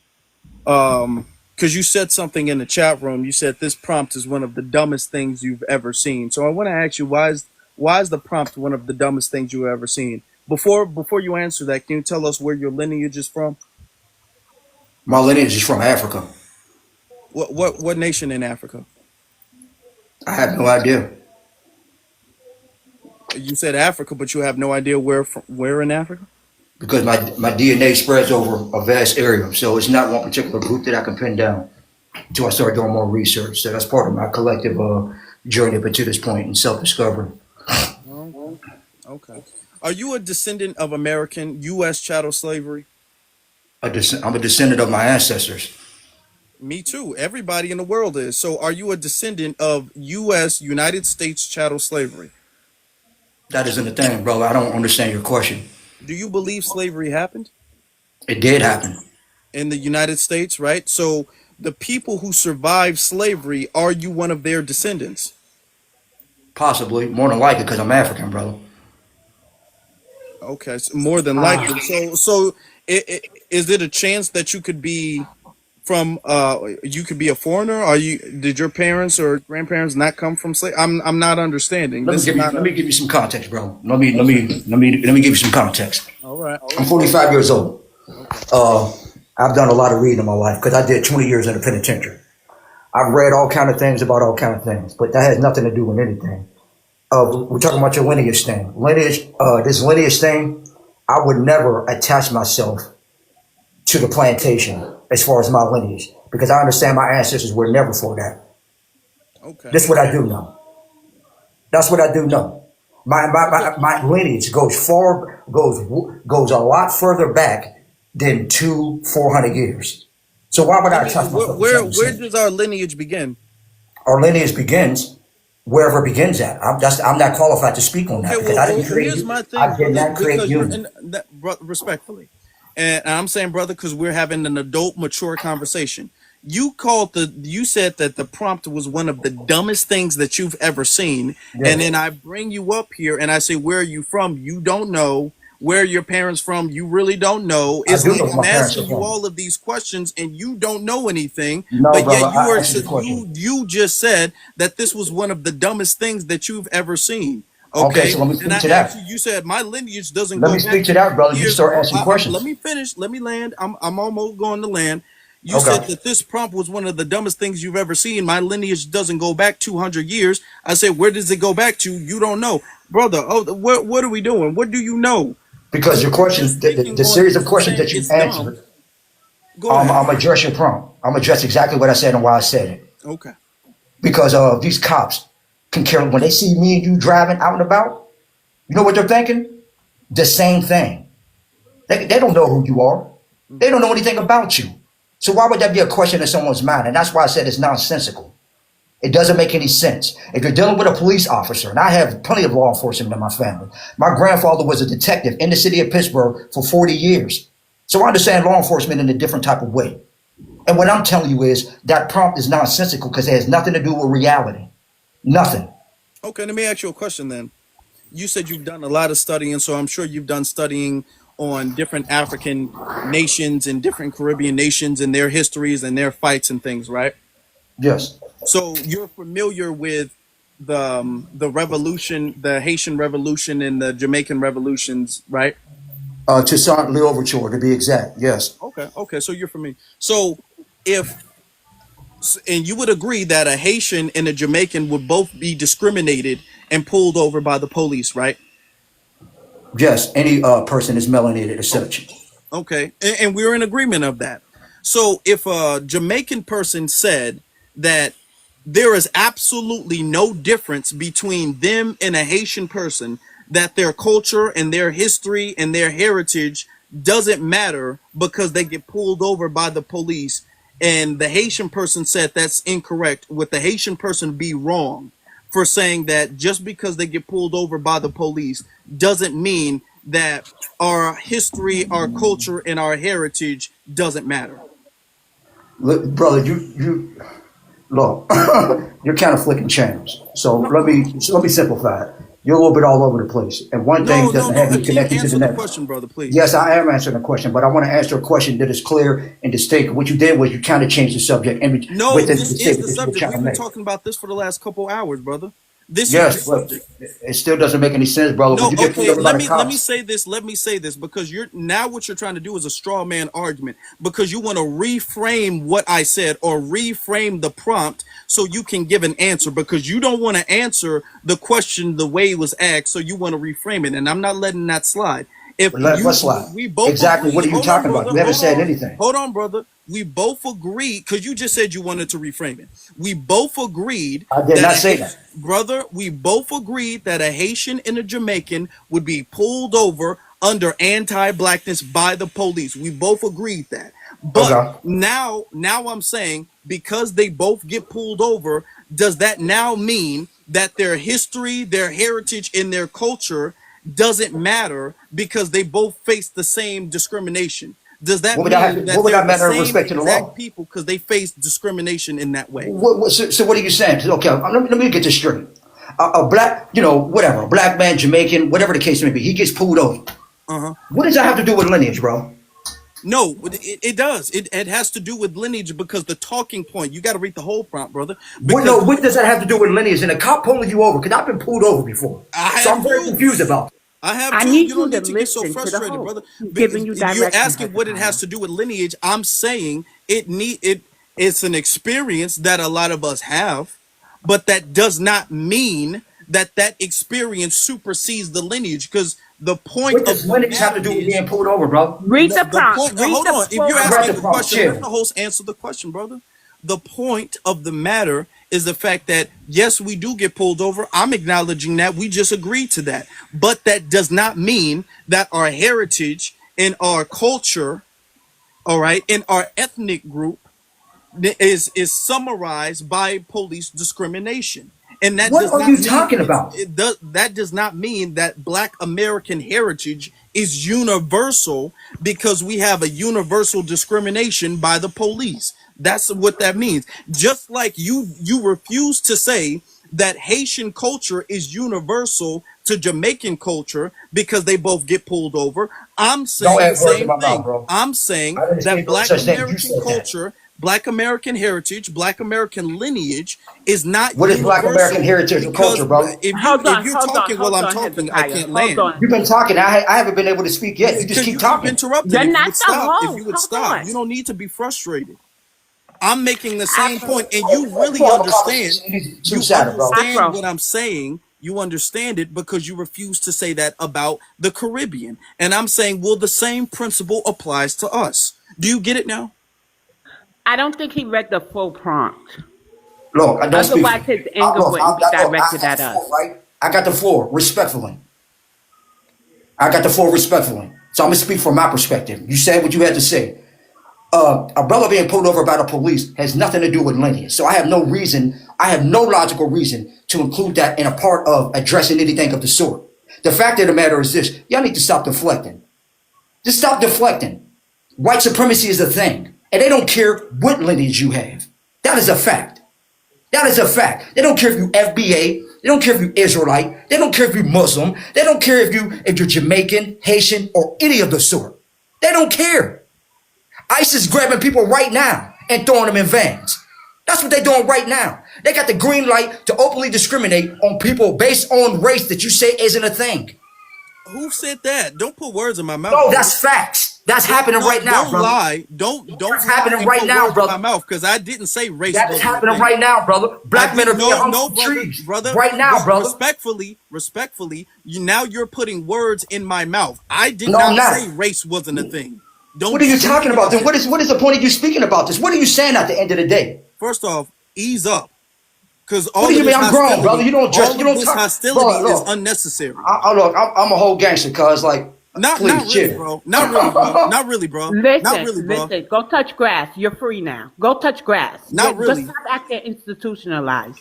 We didn't meet you with Institutionalized. I'm a aggression. home owner. Hold on. We didn't meet you with aggression. Don't meet us with it because you're not going to like our response. Real gangster, keep it level, I can care right? less You're about not the a No, real response. no, gangster. look, You ain't really all from that the fake street. gangster, And all you're a that fake fool that gangster got shit. caught doing a Listen, crime. You ain't the one that got away. I want to Like speak to the chill, smart homie. ones. Like I chill. want to speak to the smart don't, ones. You nigga, ain't don't that. tell me to chill. All that fake gangster shit. I'll sit up there and you look. Look, All that kid. plantation. No, no, no, You're no, going to no. listen. This ain't the pen, nigga. This ain't the pen. All of that fake gangster shit. I was being very respectful with your Yeah, dumb ass. No, all that shit. Stop, because you're not no real gangster and you're no. not gonna do shit. Don't be tough. Nigga, You're get out mad of that here. you're All married that, to a oh, wifey see, woman I'm gonna tell and the you, sex all of ain't as that, good as a all, sister. let's be Or honest, maybe a you lot of want a these brother. You was Pan-Africanists, a locked lot up of a these long time. Pan-Africanists are jailbirds. The nigga spent 20 years in the pen reading a bunch of books. He got a bunch of conspiracy theorists and all of that shit going on, and he's inconsistent. That's why I kept asking him, oh, all right, the whole lineage doesn't matter. Would you say that about Haitians? This nigga refused to say that. He refused to say that. And because he refused to, now he looking dumb. Then he want to get all hostile. Oh, let me talk, homie. Let me talk. This, he's not gonna do anything. Okay, respectfully, we don't support violence. We don't support violence or condone violence. Okay, we don't. I don't. So what's good, brother? But he's not gonna do shit. What's I'm just good? saying. And don't come on this panel disrespecting me or BX with no fake gangster talk, because we don't tolerate that here. She told him, you don't want us to get gangster back with you.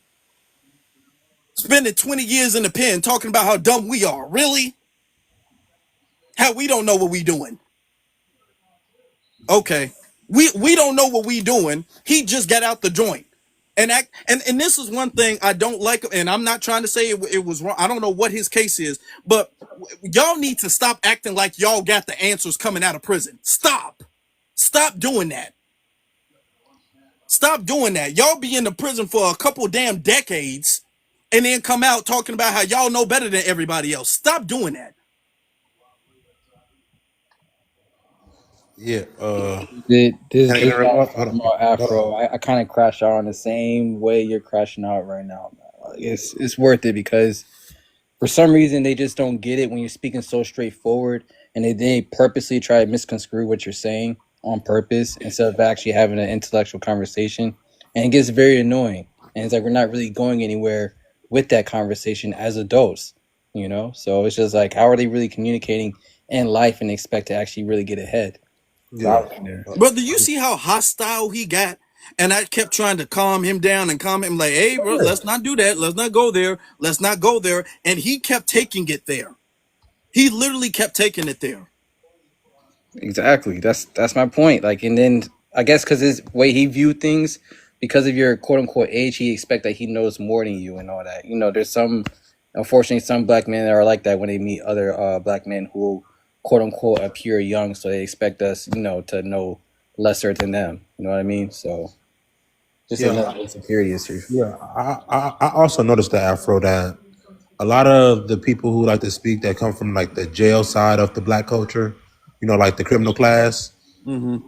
they may have changed their life after 20 years, but their mindset is stuck into from the street version of it. They really believe that a lot of black Americans grew hungry and daddy had to sell crack or daddy wasn't in the house. There's a lot of them who come from that side of it, and that like so someone like Wawalo off the Gillian Wawalo situation. Like Mm-hmm. every time I hear him talk, he always talking about some downtrodden, negative. I'm from the hood, and these guys in jail point of view of it, and he's always getting platforms to speak or stages to speak on.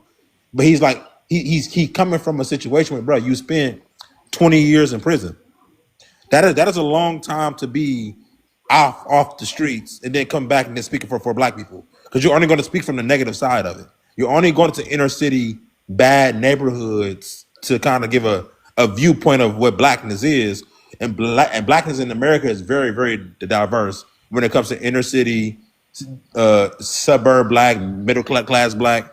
Even though we all might be cousins in some sense, it's still kind of different, a different view of you know what I'm saying. Mm-hmm.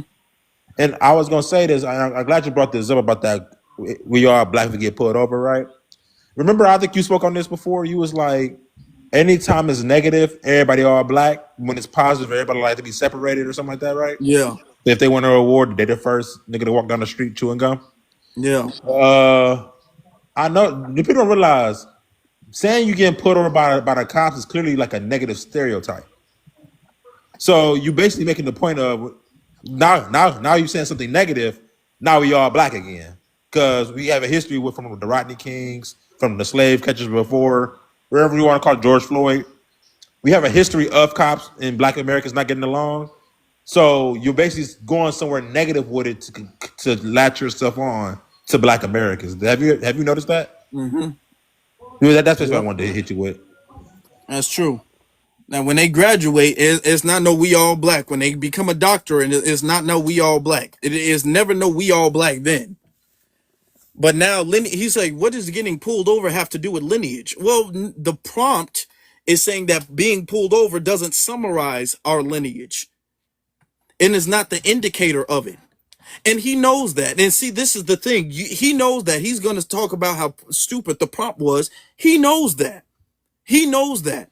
Because I said, okay, if you take the same principle and apply that to two Caribbean groups of people, would that make them universal? And he refused to answer. So he's already lost. He already knew he lost at that point. His refusal to answer that question means he lost. He acquiesced. He gave it up. He gave up at that point. Because if he's not going to say, well, Haitians and Jamaicans are the same because they get pulled over. So he's not going to say that.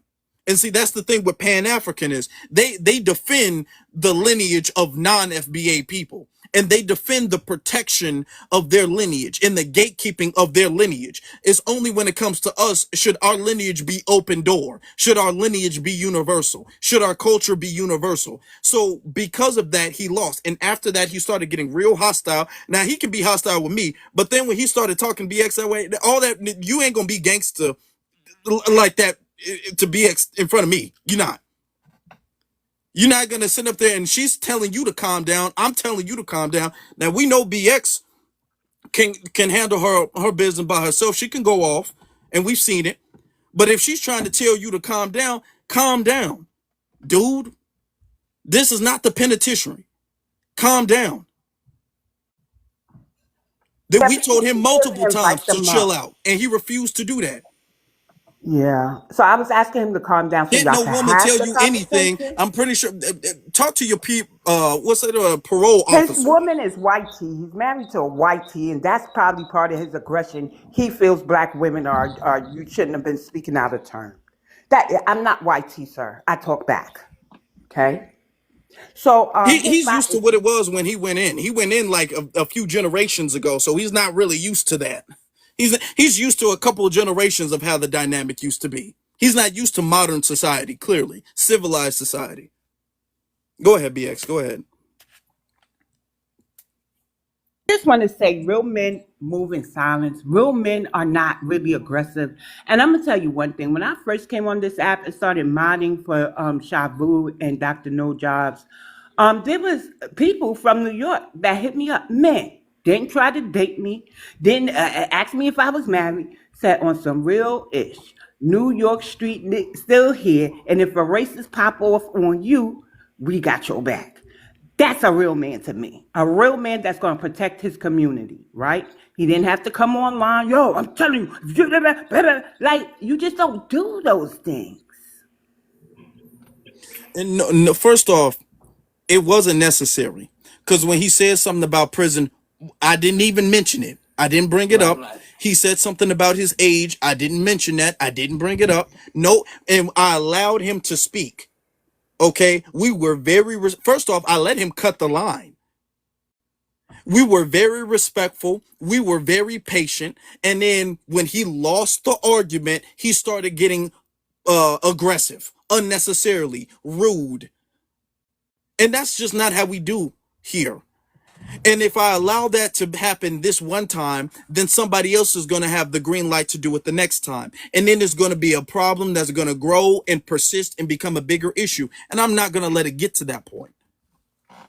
Well, and he's harping on being a family man. Afro Lee has a family. I have a family. Basic has a family. Coach has a family. Like, You want kudos for doing what you're supposed to do in life. If you're married, you have a family. Like a real man. You see, a real man went to jail for 20 years according to you, and now you think you're smart. You're not a walking encyclopedia. You need some tutoring, sir. Go on quiet before I mute you from the chat, and you could try this again next live. Thank you. Let's get to I don't know.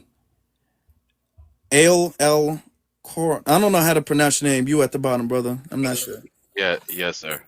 I'm a foundational Black American with Pan-Africanist ideology, and I just say that because I like to build a camaraderie with the writers of the diaspora. I'll be taking a trip to South Africa next year. Okay. In regards to the prompt, I like to separate white supremacy kind of in two categories.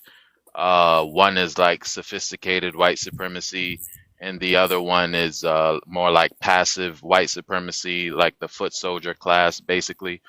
And I think the sophisticated white supremacists, they do actually care about the lineage.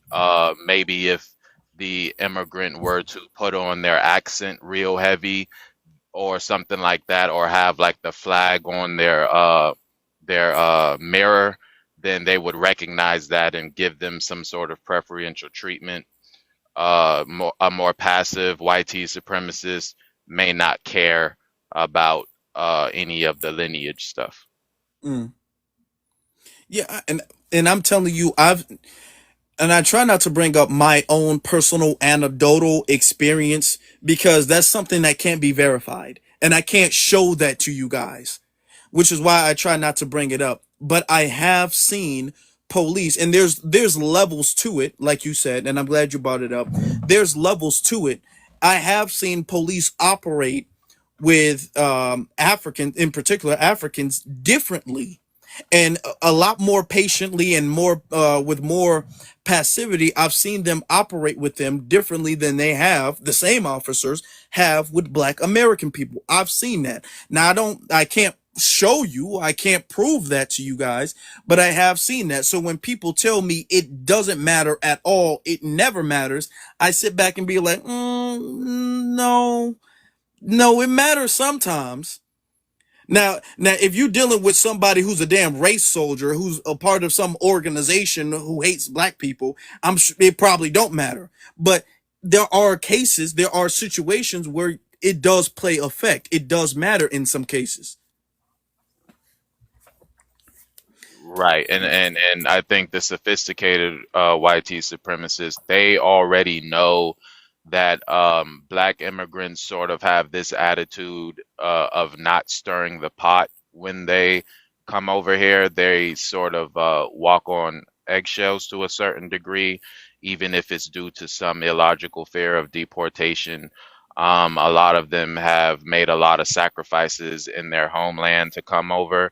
So their first priority isn't necessarily being to fight the power.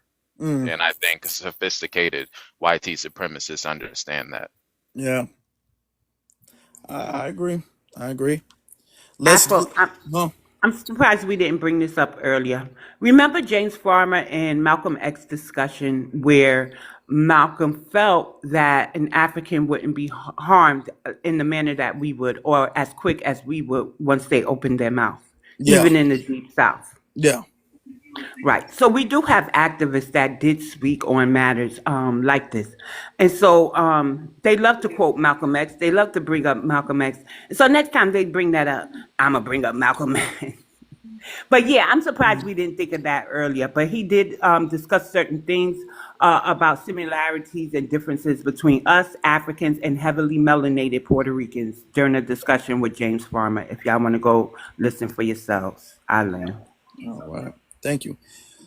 That's a good point, and I'm glad you brought that up. Thank you, BX. Let's get to Cash. You're welcome. Hey, what's up, y'all? Good to be here on the panel with you. Thank you for having me up, Afro Elite. Good afternoon, everyone. Some excellent points I'm hearing. BX brought up some very good points. I want to say something to the naysayers and to the toxic Pan Africans and to the tethers that may be listening right now. I want to try to help y'all think outside of the box for a second. So check this out, right?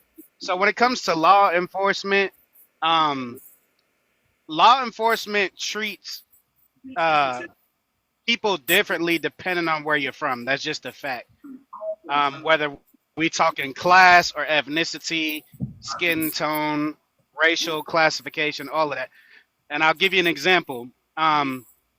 This also applies outside of the country because if I travel to, let's say, maybe Nigeria or to Sudan or wherever in Africa, and if I go past one of those checkpoints where the military police and stuff, you think they're not going to try to treat me differently and get a few extra dollars out of me as compared to a natural citizen there?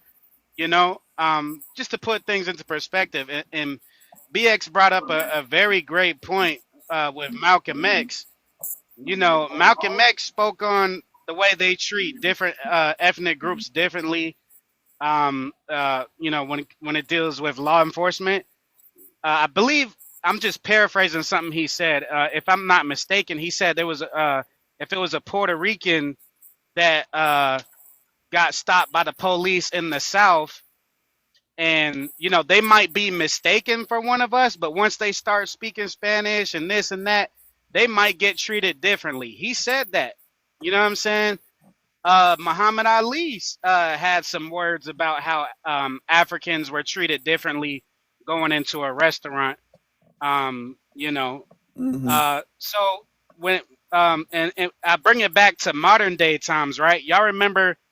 I think it was a Bayesian guy that got unalived by a YT woman, and he was the guy that was hugging on the same YT girl that unalived his brother. We don't move like that. They interact with law and stuff way differently than we do. You know what I'm saying? And the law treats them differently. And another thing I want to point out is when it comes to racism has a basic code of ethics and conduct. However, that doesn't mean that YT supremacists don't disagree with each other and move differently.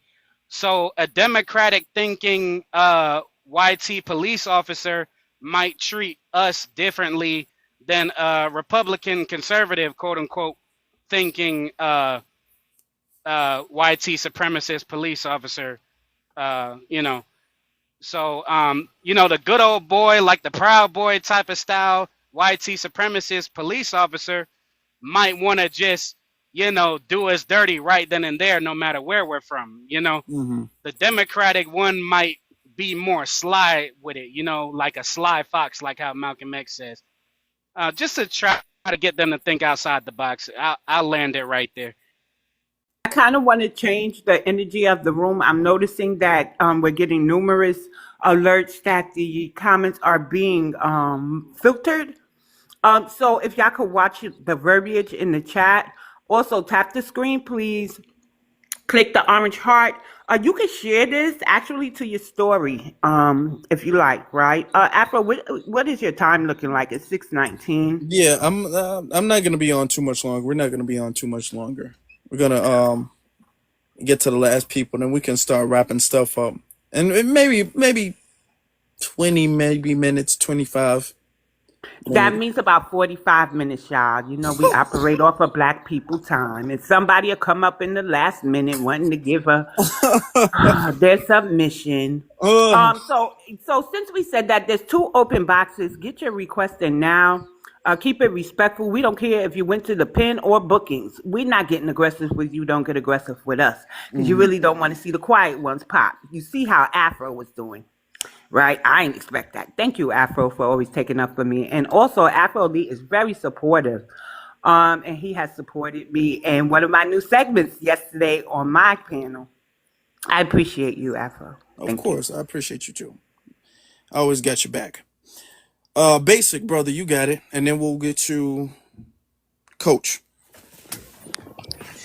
What's going on, y'all? So yeah, to piggyback a little bit off of what Cass was saying, Muhammad Ali was talking about during segregation how Africans were allowed to be allowed to go into businesses in places where Black Americans were banned from, and this is during segregation. So they've always known the difference, and also I'm pretty sure most of us have heard them on these panels call us like pew pew bags or something like that, and they Hmm. always make fun of how we get unalived and mistreated by the police. So they know that there's a difference. They can't go and give you any type of history of their people being mistreated by the police over here. I can't even think of one with all the viral and famous run-ins that we've had with the police. I cannot think of like an immigrant of it happening to one of these immigrants from the Caribbean or Africa. So they know that it's just a talking point. These people, they don't care if they're lying or not. They just want to come in here, be a contrarian, and just lie. So everybody knows that that's not true. And as far as the whole, I heard dude say something about, they jumping out of trucks or whatever he said about throwing out people in trucks or something like that. I guess he's talking about the feds being in town. But I mean, I'm in Memphis and I'm outside. I'm outside all the time, and I've seen them around a little bit, but none of that going on. So I don't know what these people be talking about. They just be lying. I saw people in Chicago posting videos saying that they was lying about that. So it's just a whole bunch of propaganda. These people, they worse than the white T media. They just be sitting here making up propaganda and narratives and just be lying. Ain't none of that going on. You know what I'm saying? And I'm pretty sure most people know that Memphis is an extremely Black American city. You know what I'm saying? And we out here. I don't see none of that. Ain't none of my folks, nobody that I know, and I know a lot of people in the city that ain't going on. You know what I'm saying? So don't let these people lie to y'all. Whoever they after, I guess they getting the people that they after. You know what I'm saying? They've done a whole lot of arrests, but it ain't been like nobody getting locked up that ain't supposed to be locked up, and especially with ICE, because ICE ain't just got here. You know what I'm saying? They deployed ICE a long time ago. That was like towards the beginning of the year, if I'm not mistaken, that they deployed ICE, and so ICE been in the city. So I don't know what they talking about. These people just lying. And they want Black Americans to fight their battle for them. That's all it is. They want us to get out here and fight for everybody else when they ain't gonna do nothing for us. They ain't never got their hands dirty. They never suffered the casualties that we done suffered, and those days is over. That's just what it is. Hmm. Yeah, he did mention something about ICE. ICE is just grabbing people by their race. If that was the case, if it was the case, we would hear stories of hundreds of people being falsely arrested by ICE. We would hear thousands of stories of thousands of, because you're right, bro. ICE has been around all year long. ICE has been around deporting thousands of people. If they were just indiscriminately grabbing people and throwing them in the van, we would hear cases of thousands of people who were falsely arrested, not just detained, falsely arrested. We got maybe one or two people who say, hey, I was put in handcuffs, but they let me go in 30 minutes. Well, okay. That's not, so they're not just grabbing any and everybody like they're trying to fearmonger and make it seem like they are. All right, they're clearly not. They're clearly not. Thank you for bringing it up. Now let's get to Coach. Shut up. Uh, appreciate the prompt. Uh, I see a lot of our people making videos and they're going viral. Uh, yeah, our life experience with our ethnic lineage doesn't come down to most of us don't even most I live in the city of Philadelphia, by the way. I trace my family ethnic lineage tree to year 1815, Pamlico County, North Carolina, USA on my dad's side. 1897, Gulfport County, Greensboro, North Carolina, on my mom's side. My parents have since passed. We don't like cops don't even ride down my block. And I'm in Philly, born and raised, 55 years old. If a cop come down my block, there's some real serious stuff going on. Mm. So that's what.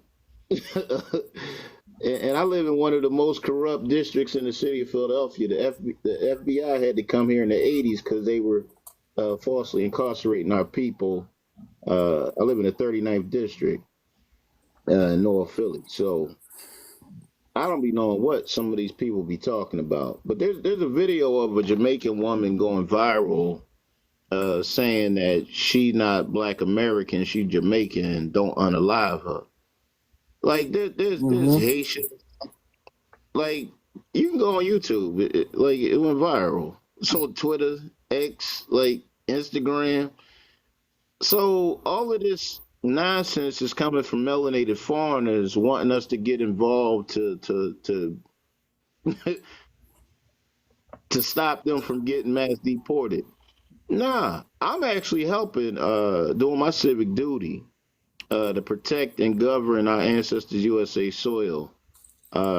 If I go on your business and y'all ain't got y'all paperwork ready, I'm telling you to your face.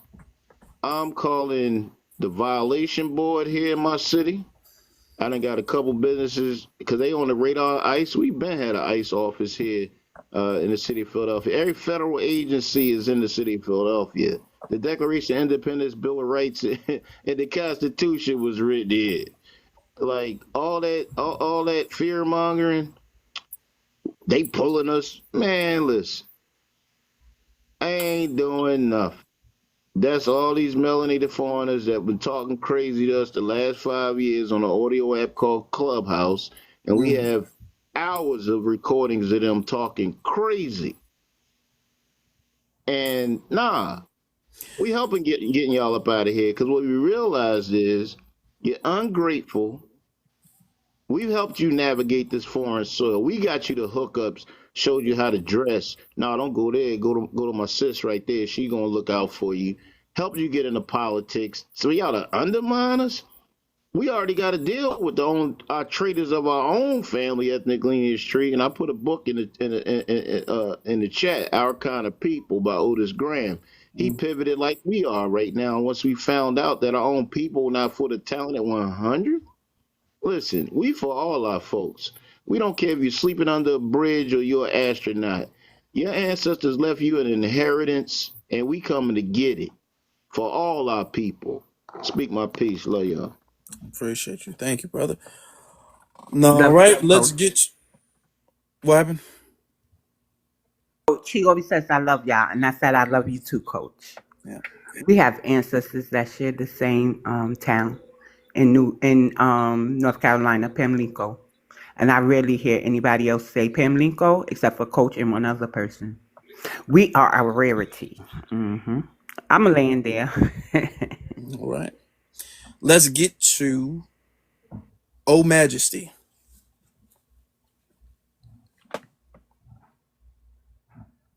Oh Mag. Okay. Hello. How you doing? Okay. Um, I was wanting to know what exactly that prompt meant, but that's okay. I really want to know if what you said about ice. Well, hold on. Um, Before we get into are we? ice, before we Uh get into huh. ice real fast, what do you think now that you know what the prompt means? What do you think about the No, prompt? no, I still don't know. Okay. I'm not for sure. What do you I'm think? not for sure. Okay. I'm sorry. What do you think the prompt means? It says police stops Man, the TV in the does. background. I can't. Can you turn that down, please? Because I can hear it. Oh, hold on. They would like to know her ethnic group too, Afro. Yeah.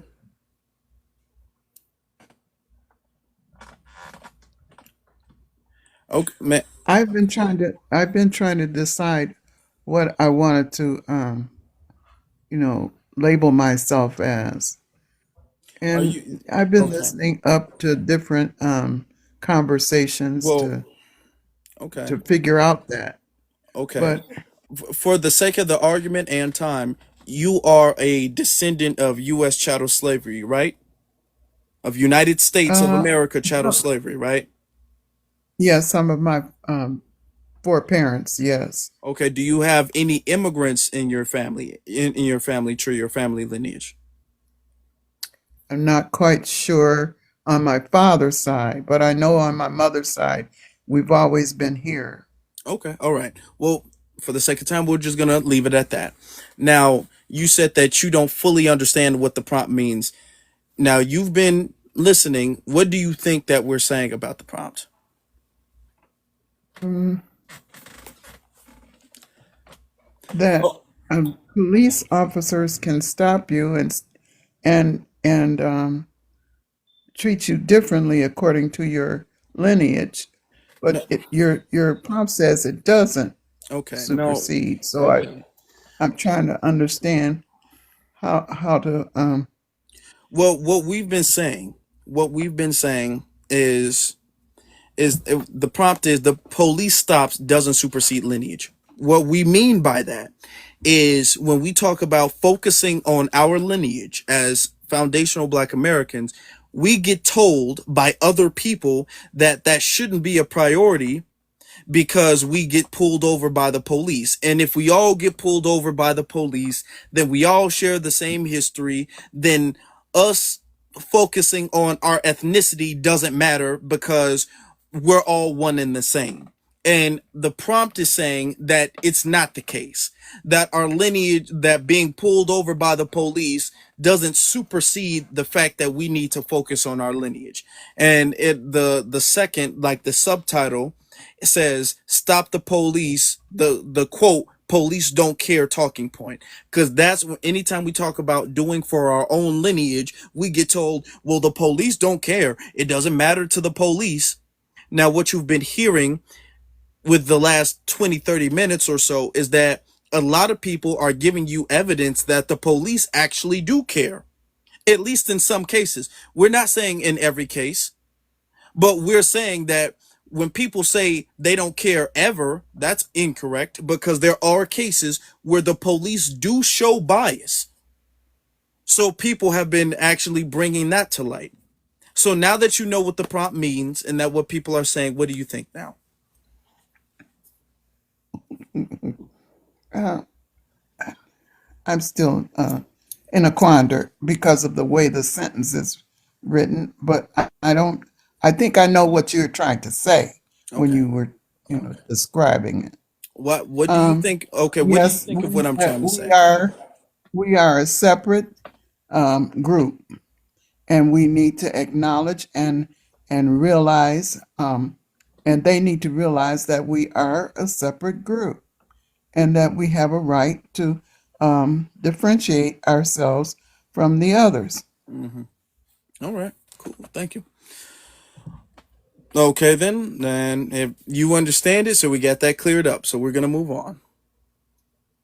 All right, let's Now, get. I wanted to know if a person wanted to become FBA member, how would they accomplish that? Oh, Now, that's Miss not Majesty, something hold that can on, happen, hold ma'am. on.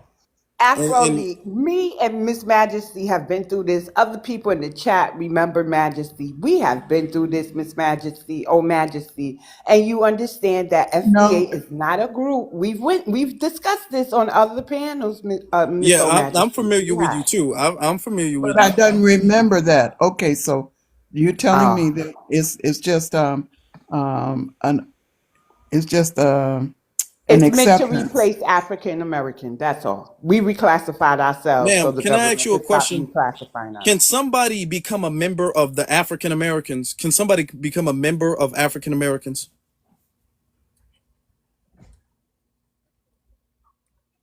This is for you, oh Majesty. No, Can somebody become a member of the African Americans?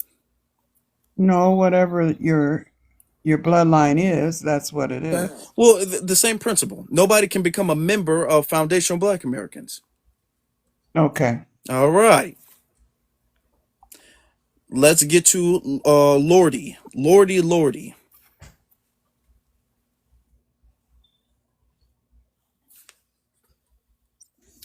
Hi, can you hear me? Yes.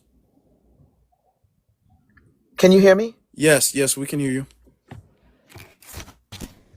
Hi, can you hear me? I'm not sure. We can hear you. We're Yeah. about Hi. to Hi. not because you're about to Thanks. leave. So, yeah, how you doing? Okay. All right. No, I Now I can hear myself wanted now to too. say that I think a lot of the problem. I don't know. I'm just saying that I think a lot of the problem is that education. A lot of these immigrants lack the education and also the curiosity to want to learn about Black American history. I think that if they were to learn about that history, they would understand exactly what you're talking about. It is a lived experience that is inherent to generations of ancestors. The Black Code was born, or excuse me, the policing that we see today, the brutality was born out of the Black codes, and it has always been that way. And it's just this modern day policing is a derivative of the Black codes that was established back in the 1700s. Police brutality has been around for centuries against Black American people. So, they may experience, I remember when Biden brought these immigrant, yeah, illegal aliens to New York. I'll never forget. Uh-huh. They were attacking those NYPD, and I saw for my own self that the NYPD didn't even put a baton on their heads, didn't even touch them, just let them beat them up. But we've already Mm. known that in New York, particularly, we see young Black kids walking around with a backpack and they attack them, and arrest them and throw them against the car and treat them like, like a piece of crap for no reason. There's no way about it, and it's a historical fact. It is a historical fact. So I just wanted to say that. I get very Yeah, frustrated with that's true. the Black diaspora, that just don't understand and care not to understand about true Black American history and not things that they were told. So It is frustrating. I agree. Thank you very much for that. It is. Now let's get to. I cannot really.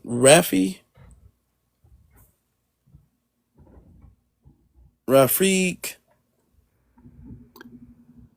Yeah, that's Rafik. Rafiq. It's Rafiq. Okay. Can I be heard? Yeah. Okay. Grand evening, everyone. I would like to comment on the prompt. Somebody said at least try to read. I did try to read. Ooh, in the chat. Don't make me ban you now.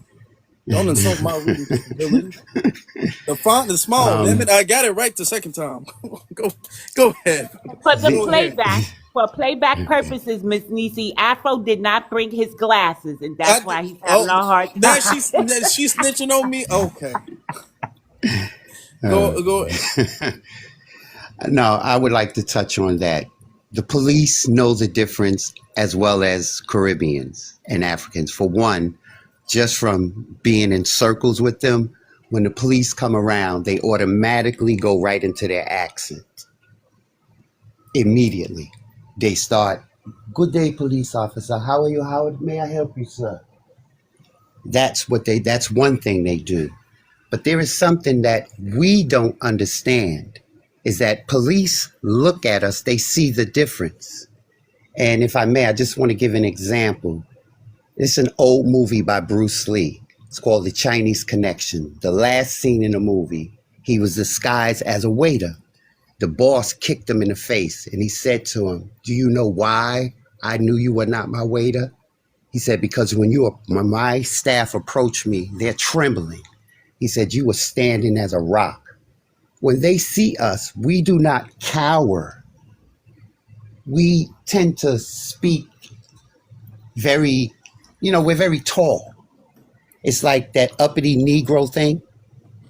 Mm. So the police know automatically, and Caribbeans and Africans know, because I have had lots of friends. I didn't understand what was going on. This is in the 80s and 90s. So when the police roll up on us, they start speaking in their native tongue, in their accents. I just thought it as they were scared. I didn't, as I've grown over the years, I've realized it. That's their way of distinguishing themselves from us. Mm. And that's something we have to understand. And if I may add something, a lot of what we need to learn, the hostility where it comes from, is if you look around the entire globe, Africans are basically the fecal matter to the human family. Hold on, hold We on. give. Oh, I couldn't say that. My apologies. Yeah. I do it, but you understand they're really considered like the dregs of society. Is that a good thing to say? In other words, they're not looked upon very highly globally, Okay. Yeah. other than That's in the United States. okay. Us being African gives them a sense of status. That's why they're fighting hard, because anybody who grew up in the 70s, 80s in New York City, no, they were quick to let you know, I'm not black.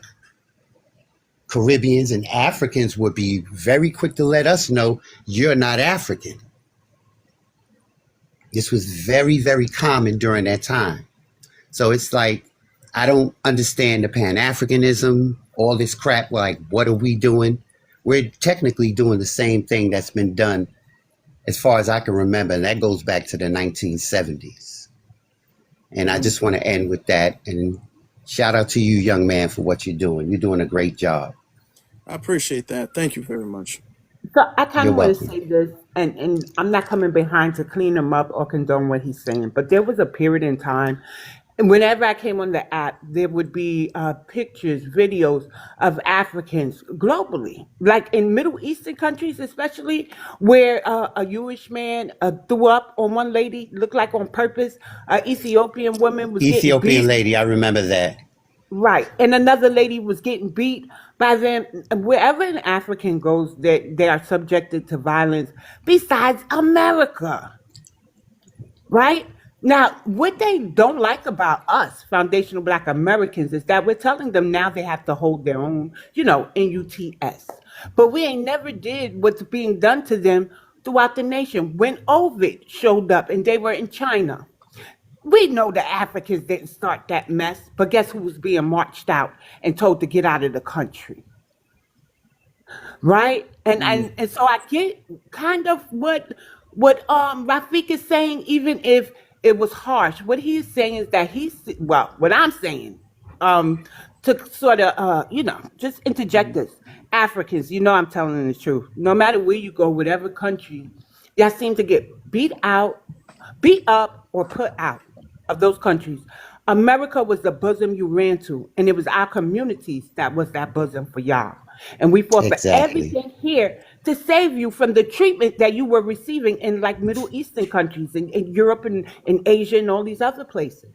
So when you come at us a certain way, I just made a post today. I'm no longer coddling y'all.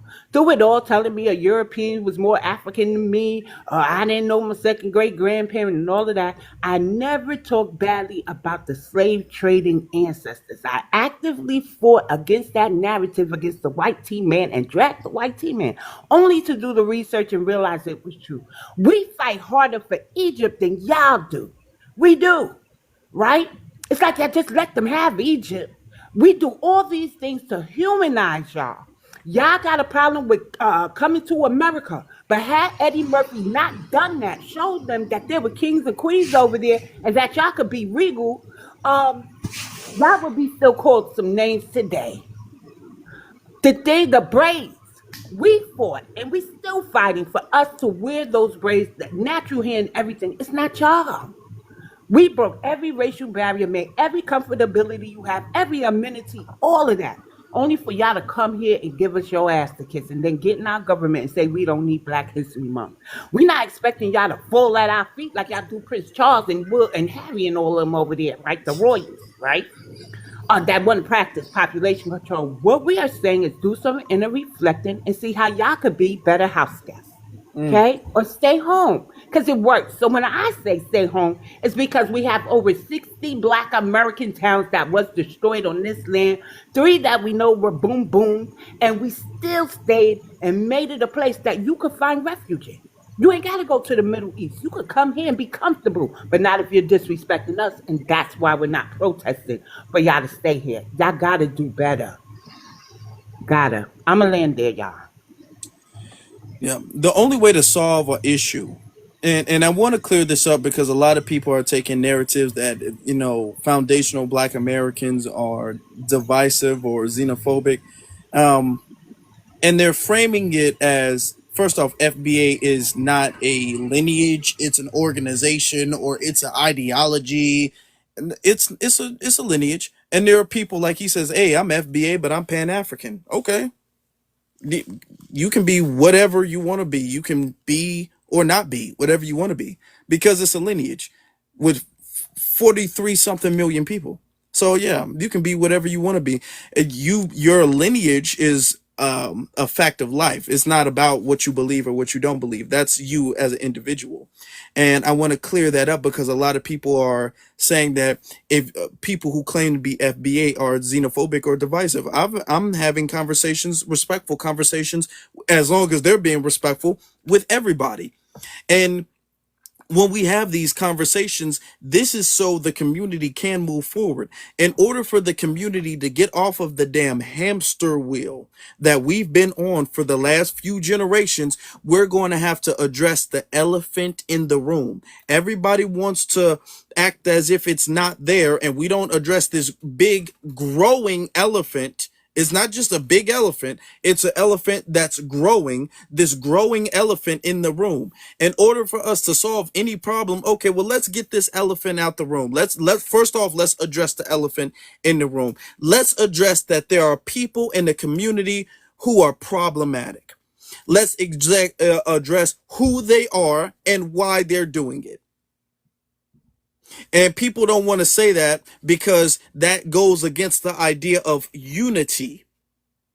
So people allow the elephant in the room to continue to grow under the guise of protecting unity.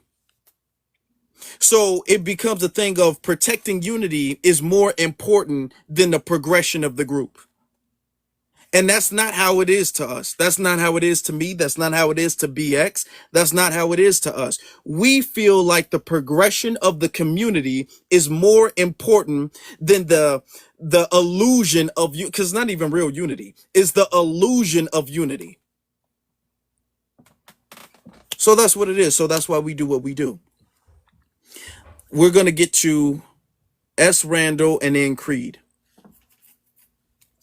Hey, what's up? How you doing, bro?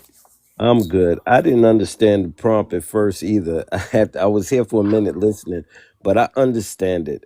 For those, and you can correct me if I'm wrong, for those who are confused on this prompt, basically, you have people, foreigners, and it's actually not just Africans. This goes to the Hispanic, Latino community as well, saying that we as FBA, Black Americans, however you want to term us, that we are and we have the same thing. We're one with them. Mm-hmm. Discard anything that has to do with us that's solely about us. We are one with them because we both get stopped by the police. The same thing BX was pointing out about Kamala and going to a HBCU. And you're the first person I've seen do a prompt that brings that up. If I'm correct on what you're saying, and it pisses me off too when they do this. They say, well, disregard anything else. We both get stopped by the police. So, you know, get behind my issues. That's Yeah, pretty much it. yeah, that's true. There was remember Mexican OT when he was on that panel and he was all like, when they asked him about the N word and he was like, "Yeah, I can say the N word. Who gonna stop me? Ain't nobody gonna stop me from saying the N word." Or he said, "Oh, what y'all gonna do about it?" And then he went on to say, "Well, I grew up with black people and I grew up in the quote unquote hood." And we've had Hispanic people. I grew up in a hood, which essentially means a poor community. So now growing up in a poor community means you get to say the N word. Now that's what that means. Should should should people should white people who grew up in a trailer park, should they be able to say the N word because they grew up in a poor community? Because that's the black experience. We've allowed people to define what the black experience is so they can qualify for being able to participate in the culture. And we're shutting all that down. We're shutting all that down. I don't care if you grew up in a quote unquote hood, if you grew up with food stamps, on Section 8, none of that. No, no, you're not black. Okay? All of that stuff is like, oh, hold on, I was poor. That don't got nothing to do with me. That's your fault. Or that's your problem, at least. And with the same energy, we're taking that with the whole police stops. Well, hold on, when the police stop me, okay. And that should mean the same to us as Mexican OT saying he grew up in the hood. That should mean the same. You probably did grow up in a poor neighborhood. I'm not taking that from you. They probably do get stopped by the police. I'm not taking that from them. What's that mean to me though? You share my experience. You're a part of my community because of that. Just because of that? No. Yeah, that's it. We're one because we both get stopped by the police. So we're one now. Yeah. Yeah, we gotta stop that. Let's get to Creed. How you doing, brother? I'm good, brother. How you doing? Doing good, doing good. I've heard this little talking point numerous of times. And what you know, after a period of time, I've realized that there's two types of people who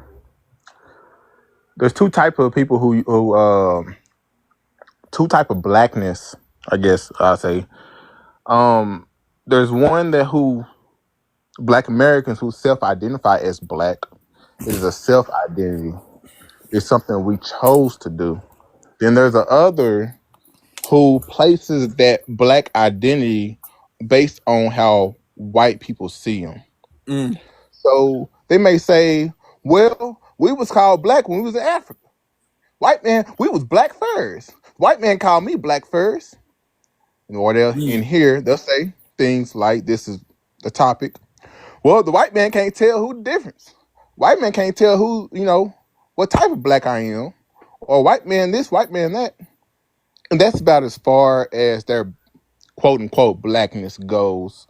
Mm. And those type of people, whenever they speak about blackness, it's always, or the black experience, it's always something negative.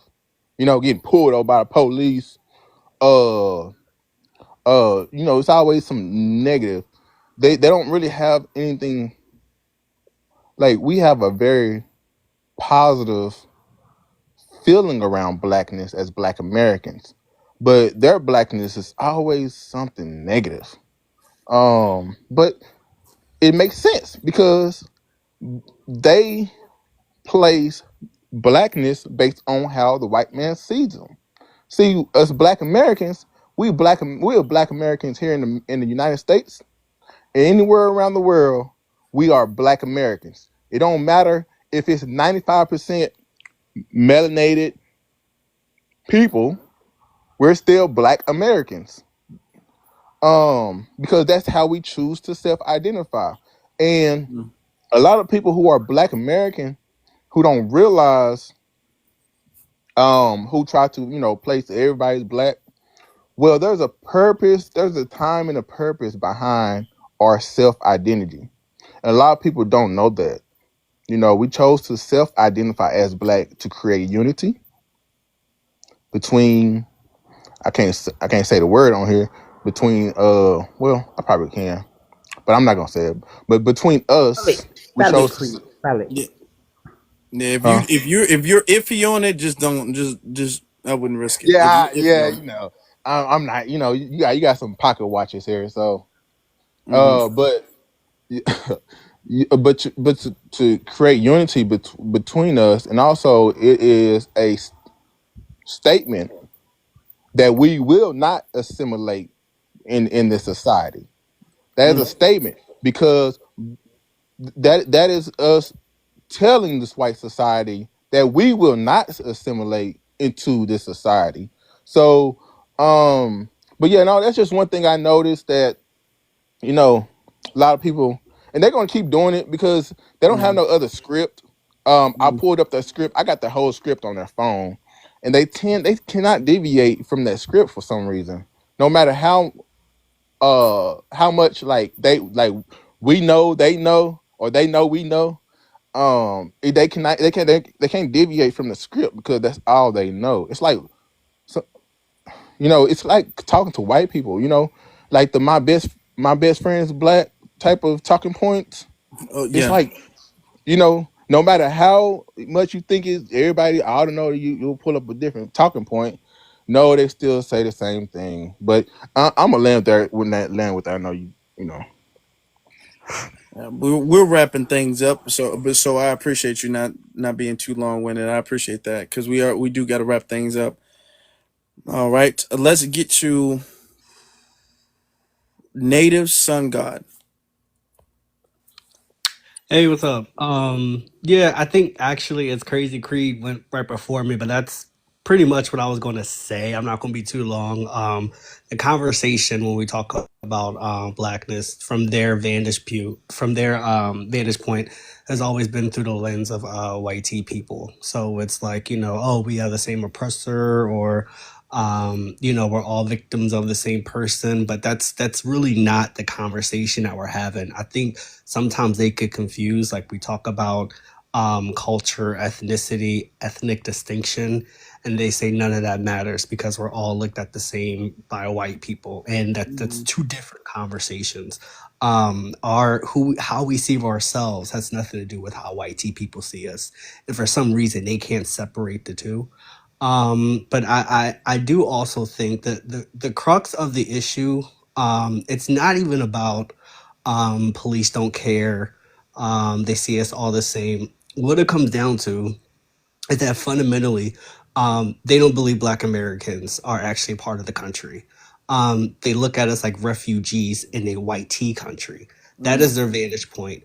Much like they have immigrant experiences in the UK and Australia and things like that, they view Black Americans as just long immigrants, like in America. So fundamentally, I don't care what the conversation is, I don't care what they're talking about. The root or the foundation of their thinking is that we are simply residents in a white tea country. There's a need to look at us as just an echo of Africa. So they look at us as an extension of just Africa. And I don't think the harm with that is that if you just blanket Black Americans as just an echo of all of Africa, then it dissolves into nothing. Because then it becomes, well, if everyone in Africa could just claim to be a Black American, then that means what a Black American is just a commodity. So what I mean when I say that is that it's up for grabs to be a part of R&B and hip hop because that's linked to them too. Because hey, you're African, I'm African. What's yours? It's mine. There's also a need to kind of look at our labor without any respect. Again, what I mean by that is they want us to be at the forefront of overcoming white tea supremacy. We saw that back in the civil rights era. We were the first to spearhead um, decolonization and Black joy and Black pride that led to liberation over in Ghana and places like that. So the issue is there's no respect, but there's the expectation of our labor, our look, and our history. As long as they view us as just an echo or extension of who they are allowed to approximate our blackness by our association with them. So, in order for you to be a proud Black person, you have to claim Africa. So that's a narcissistic tactic. If you ever wonder or you have the conversation about who you are and how you're prideful, they always talk about how do you connect to your roots, or do you really know who you are, or what's your real roots. What they're saying when they say that is that you have to center us. You have to center us in order to be proud of who you are. I want you guys to understand that that's the crux of the conversation. It's a narcissistic tactic, and as long as that's where they're coming from, we're never going to move forward, because my blackness and who I am to be proud and how I am as a proud Black American is not by proximity to Africa, but it's simply because I am proud of my ancestors in America who broke the chains of slavery, who led civil rights, who made tons and tons of towns and made music and made entertainment, sports, literature, poetry. That is the core of my pride, not some distant idea, not some romanticized view of the land of Africa where all our mothers live. And I don't care. I'm sorry. I don't give a shit. My love is for my ancestors here in America. But that's it. All right. I mean, and I gotta say, first off, I think that was a good statement. Well done. And because the truth be told, and this is one thing that we have to realize, because we do have to fix this problem. We got to fix the problem of the fact that we actually did build the country. There was a speaker earlier who, when we said, hey, I'm like, do you think that our sacrifices and efforts should be reciprocated from the diaspora or by the diaspora? He didn't want to say that, because there is a narrative that, even if they don't say it, there is a narrative that they feel as if this country belongs to the white man and we just live here. We're really immigrants. Remember when ICE was coming, or when Trump was talking about ICE and deportation, you had a lot of them like, hey, y'all gonna find out that y'all not really from here. Y'all gonna find out that y'all can get deported too. They have conditioned themselves to believe that we're all immigrants. We were just here before them. We just immigrated before they immigrated. But we're all immigrants from Africa, and we all belong to Africa. Africa is the mother, and we're the children of the mother. We just were here before the rest of the children were. That's honestly what they believe. And we got to push back against that, because no, we're not defined. Our blackness, our history, and our culture does not stop, or to put it better, Africa, it does not have a monopoly on black people. Let me repeat that. Africa does not have a monopoly on black people. Africa does not have a monopoly on black culture, where anything and everything belongs to Africa. All black people belong to Africa. It does not. And we have got to accept that truth, that it doesn't. And because they believe that it does, that's why they act as if we owe them something, because they believe that Africa has a monopoly on black people. So therefore, any and all black accomplishments, the rewards and the treasures of that belong to the motherland. So our efforts and our sacrifices belong to them. That was a good point that you brought up. No, it does not. It does not. But this was a good one. This was a good live. I'm glad that we were able to clear some things up. I know some other people want to speak, but we've been on for a few hours, so I do got to get going. Do you, Afro? What you want to say How something? many people? There's two boxes open. How many people are requesting? I see I see two people requesting. And then that's it. Can we take the final two? See, And then now that's somebody. it. Okay, we'll take the two people who've been waiting. We'll take those two people. Thank Cause you. y'all better thank BX as y'all coming out. Oh, Cause I would have let y'all look go. who's here. Y'all Oh better my thank God. her. Cause I would have closed it out, but she insisted that we get the rest of the people. So You know what I'm finding? No good deed goes unpunished for me. I went and I took up for Verdian, and FBA men was like, nah, I understand what you're saying, sis, but you know how women are. It's still up. It's still up. Because Verdian was on the panel talking to a host, right? And the white tea man was up there trying to be disrespectful. So Verdian had the right verbiage. He says, well, that's a black person's invention. That's a black this, black that. But he was talking in the context of black Americans. So I was rooting for Verdian, even though he dropped the ball. So, and I even put this on Twitter, right? So a black woman came up there, and I mean, she came in like the power of black women. When they see black men attacked, and in this context, I'm sorry, y'all, I'm gonna call Verdian black. When she see her people, I'm gonna say her people. When she see her people attacked, or when she hear it against a white teammate, I mean, she came in there and saved Verdian. And I ran in the room thinking I was gonna help Verdian too. A FBA room, they told me to mind my business. It was still up. Do you know Verdian started using every damn talking trope that Africans use? And now here I go. Let's take the last two people. And who do I look over and see? Verdian. Remind me next time to be quiet. Don't let me down, Verdian. Damn. But he tried, Afro. He tried. FBA just wasn't rolling with him when I was trying to take up for him. Go ahead, Verdian. What's your spiel? He's from Cape Verdean, y'all. Yeah, how you doing? Thank you for the introduction. Mm-hmm. But I would just want to say, shout out to Black Americans, shout out to Africa, shout out to everybody on the panel, shout out to the Black Unity. We taking over. When we Who's rise, we? Who's we? when one rise, we all rise. Just remember Who's that. we? Who's we? You said we taking over. The global blackness is taking over. The global blackness. You Yeah. you are the global blackness. We all are the global blackness. We taking over.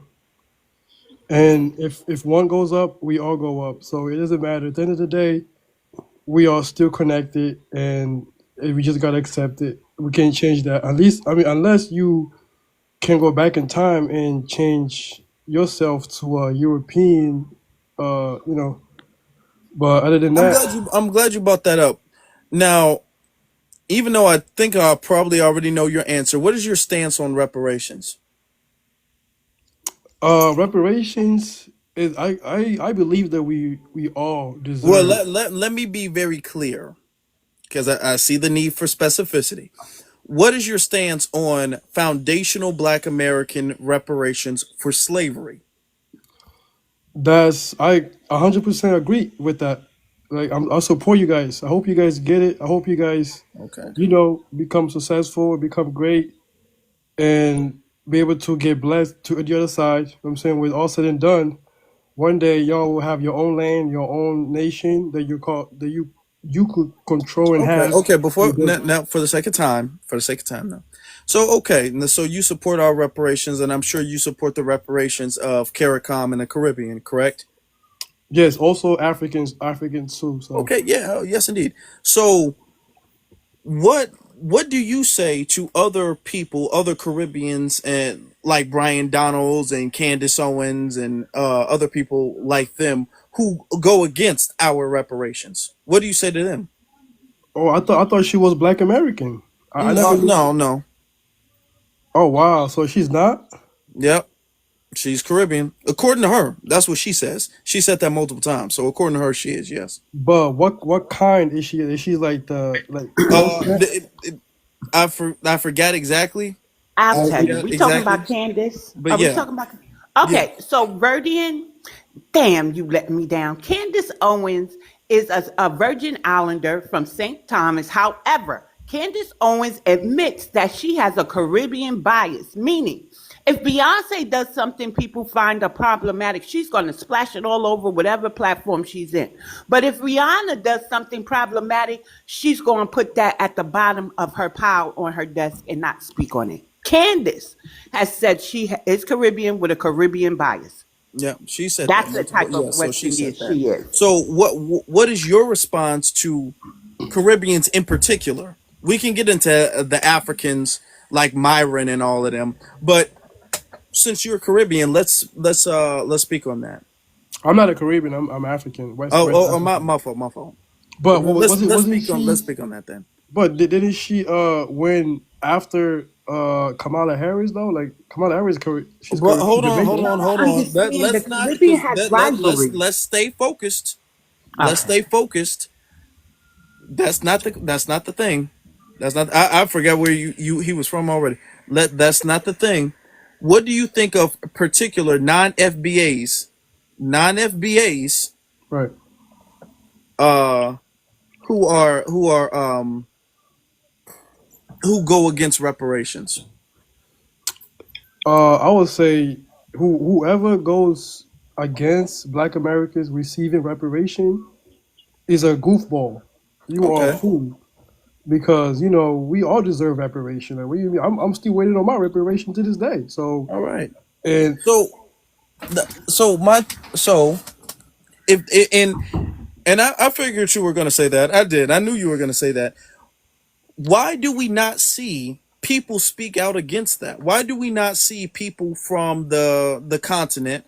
Why do we not see people who are as loud as the tethers? And see, that's the thing. We have people who will support very silently, but the disagreements and the pushback is loud. The tethers speak very loudly. Okay, they about let their presence be known. But against you, as a reparation, supporter, and I'm saying that in air quotes, your presence is not nearly known to the degree that the problematic people are. right? Yeah, because I've been learning with TikTok, right? I've been learning. Hmm. We all been through the emotions, up and downs. You Yeah. know, the first stage.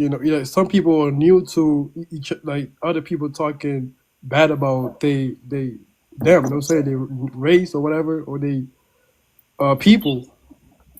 So because I've been through that too, but at this point, I'm more open minded now. Like it's not really it doesn't really bother me as much as it did before. So now I'm having more understanding where everybody's coming from. You know what I'm saying? So like I'm trying to be like a neutral zone type of guy and support pro blackness. I'm saying like that's what I'm going for because there's some people here that don't even want to be black. So Well, if you're trying to support pro-blackness, does that not mean correcting people within your own community?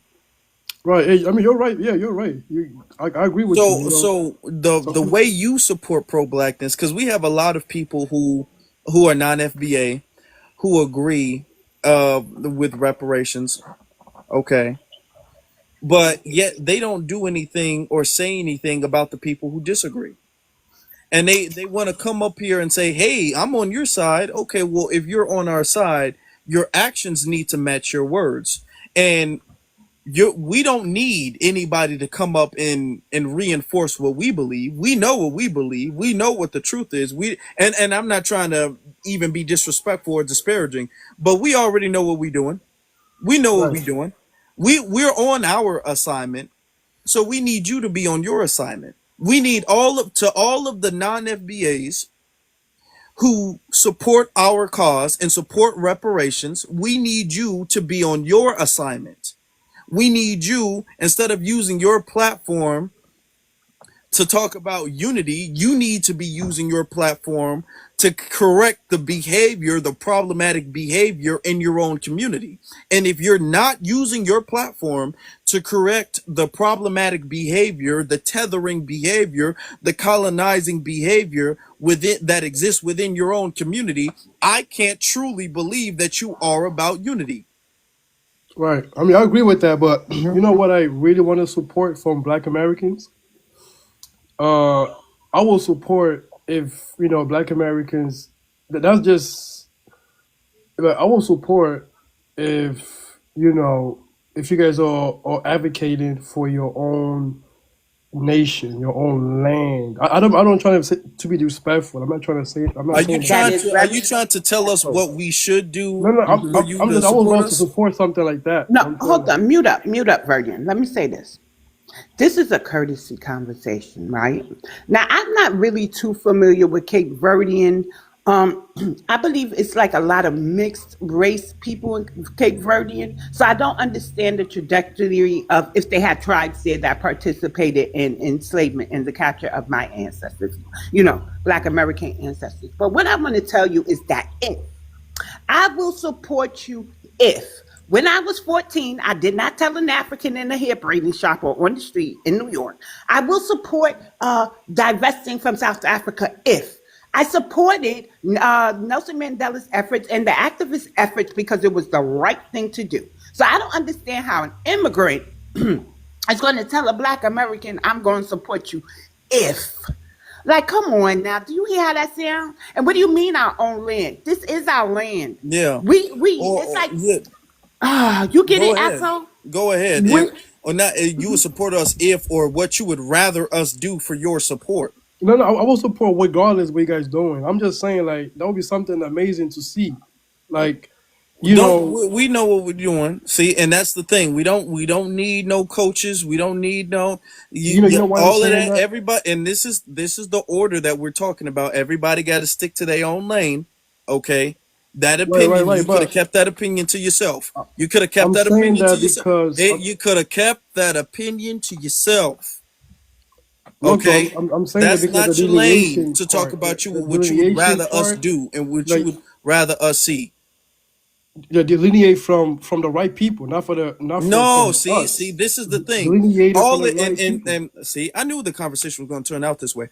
Um, all of the support and the unity, they say, yeah, I support, but notice how they want to coach what they support.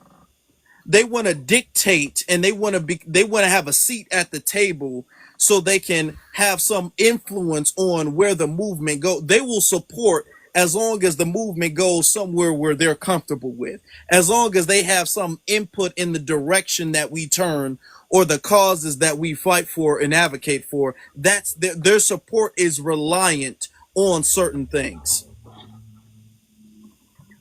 Okay, which is not no real support.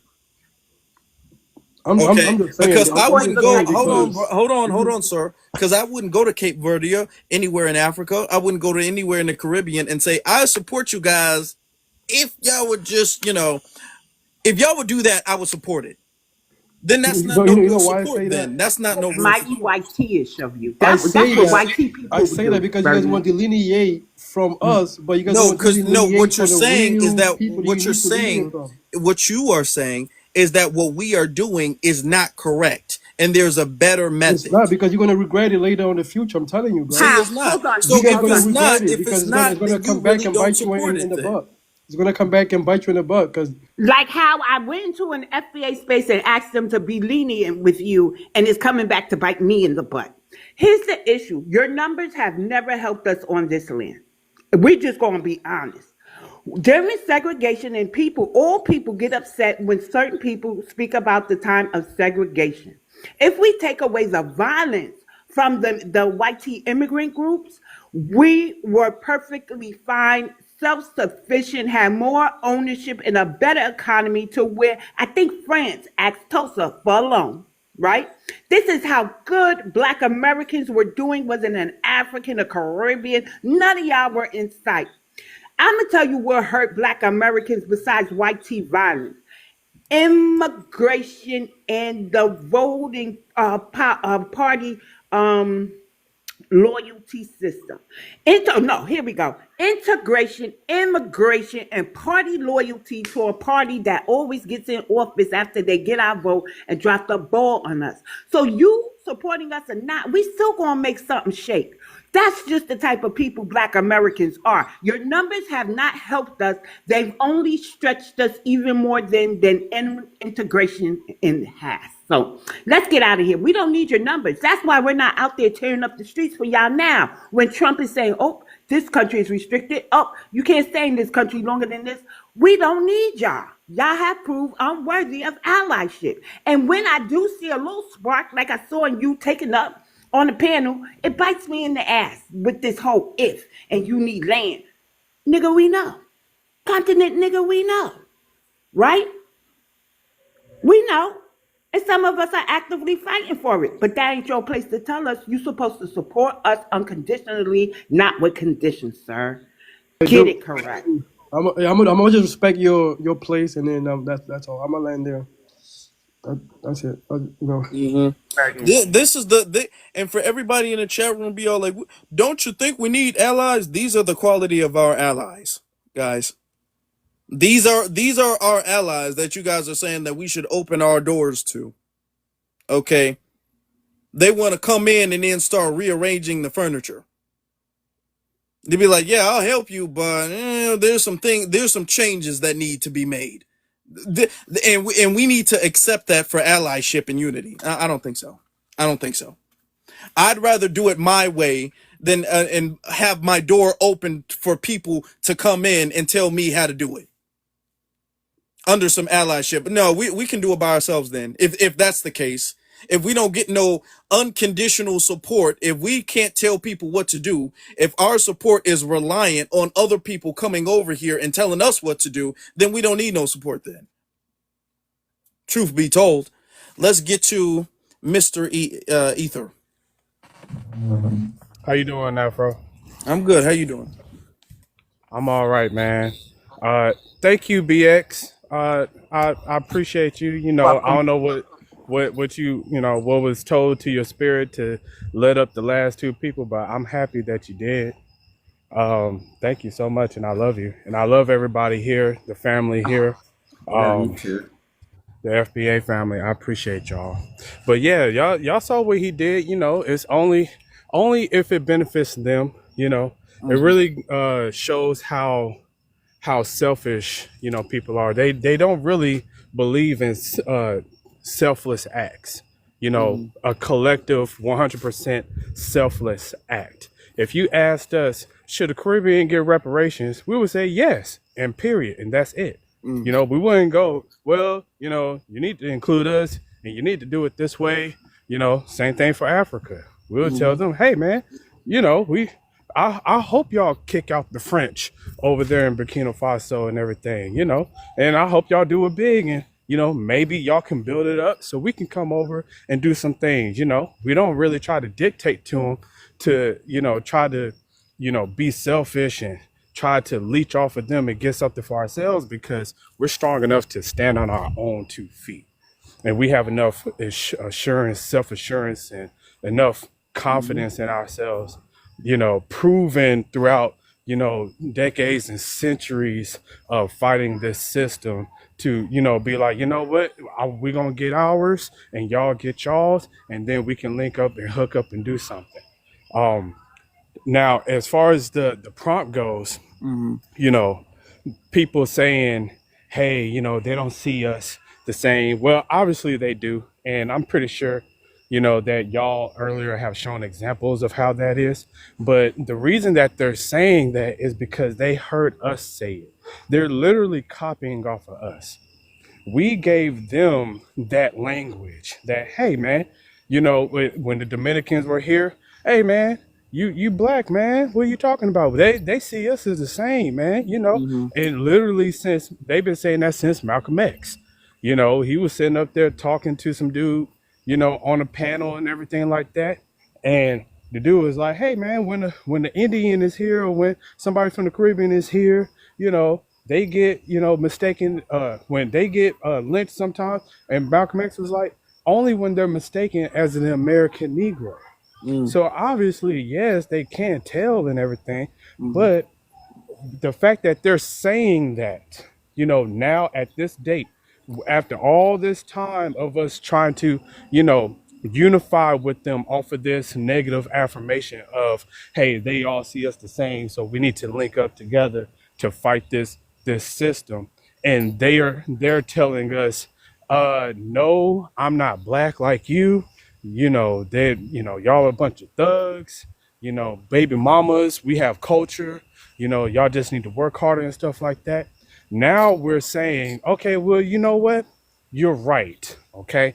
We're just gonna walk away from this because we love to learn from our lessons, okay? Mm-hmm. And now they're just repeating to us the things that we've been saying to them this whole entire time. That just goes to prove that they've been hearing us, they heard us, they were listening to us, they disagreed with us, but now they're trying to they think they can trick us. They think we're dumb enough to go back to the way things were. And every single time they say those lines, hey, when the cops pull us over, they see us the same. It makes me angrier and angrier every single time, because y'all knew what we were saying the entire time. Y'all knew what our fathers and our grandfathers have been saying since y'all got here. Yeah. And y'all still kept doing it the entire time. So we're done with this, man. We're not doing this anymore. Y'all just hold your own NUTSs. I'm new to TikTok, so I'm not used to holding my tongue and everything. But man, we're not doing this no more. Okay, they know it. That I truly believe that they do not believe in the words that they say because they haven't said it. They've been saying the opposite this entire time. So yeah, I'm glad you're holding this live, man, and addressing this. And I'm just gonna land it there. You need to go ahead and get some sleep, Afro. I'm pretty sure you've been doing your thing for hours and hours, man. And I love y'all and I appreciate y'all. Thank y'all Hmm. so much. Yeah. Yeah, we Thank you. love you. Thank you. Thank you. Afro Lee, can we address this again? You know, every time immigration come up, these people want to latch on to Malcolm X, right? Hmm. Malcolm X, and we do have a bi-ethnic on the panel if they choose to kind of incorporate their opinion in this conversation.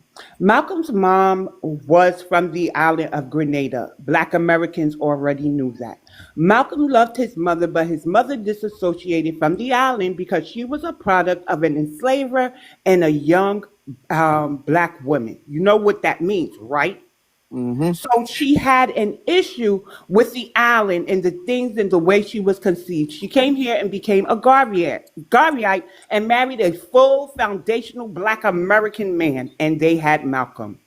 Malcolm felt that his mother treated him a little differently because he was lighter of his siblings. Correct? Correct. However, he loved his mother, but his father was unalived horribly under suspicions of Triple K being involved. His mother could not handle it. She wound up in an institution, and his full FBA sister raised him.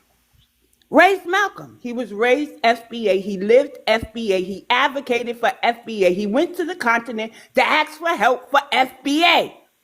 We always understood who Malcolm and what Malcolm's heritage is, right? We allow by ethnics to identify as they wish, and then we look at their actions. His actions were not for the island of Grenada, but for the harm that Black Americans, which he was too, in actuality, that's what he advocated for. Stop bringing him up.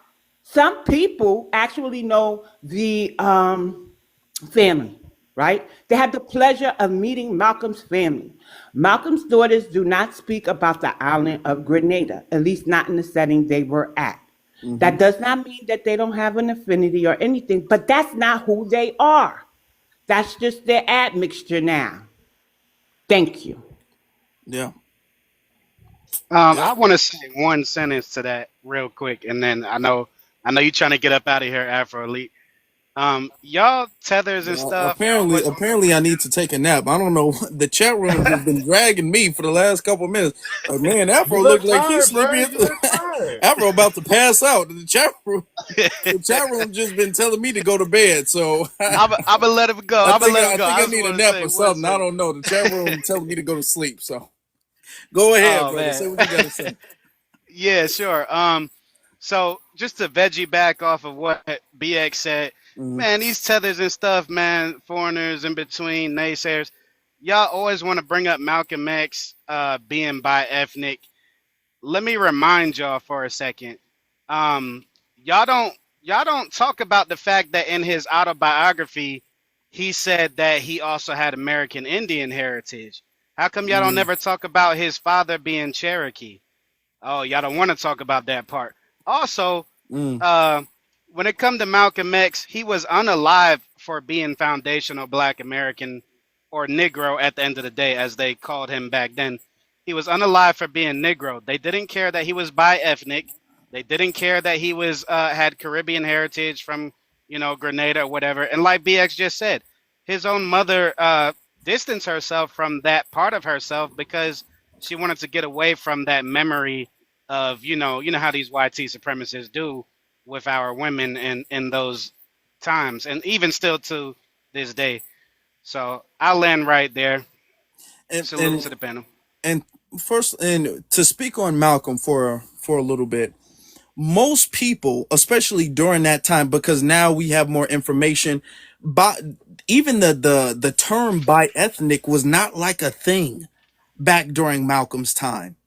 Back during Malcolm's time, because people didn't know, like, it's not like they knew his mama and knew where she was from and all of that stuff. Most people didn't know that he had his mother was part, because, or have rather, Grenadian.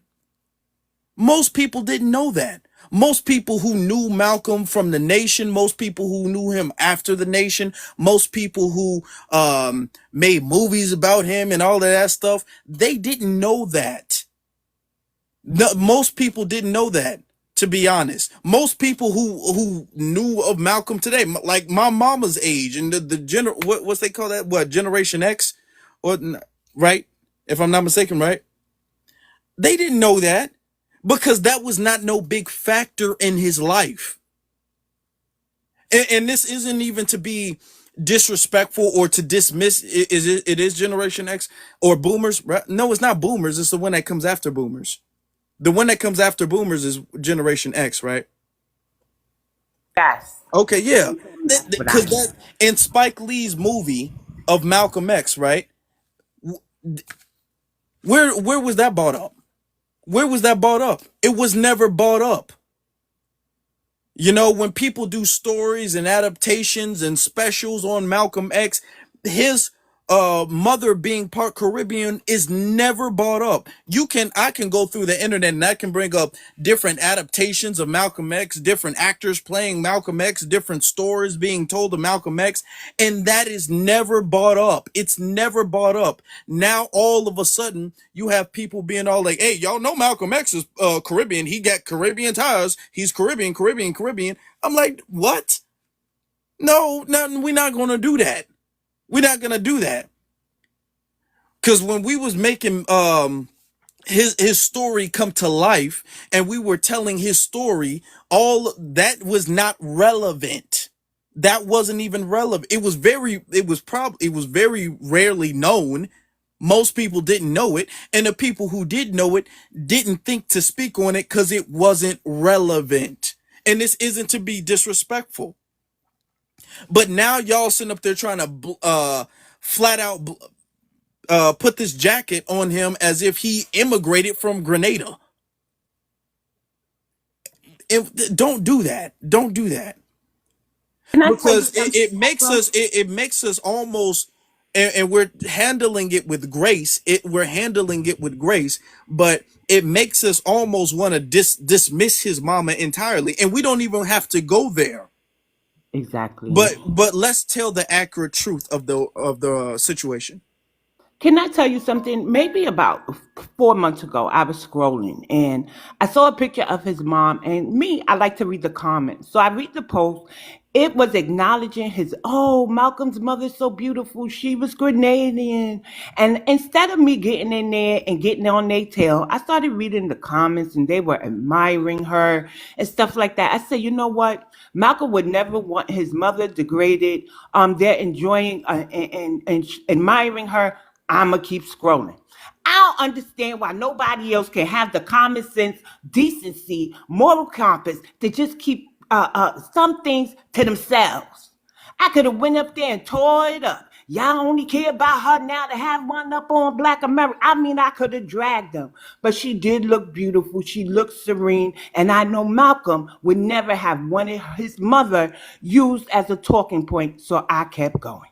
Mm-hmm. I don't understand why we don't get the same grace. Yeah, we should. We should. And for the record, even though we're pushing back against the narrative, and the reason for that is because it's improper and it's very dishonorable to put a jacket on someone who's deceased that they never wore when they were alive. That's dishonorable. Malcolm said who he was. Malcolm said how he saw himself and how he represented.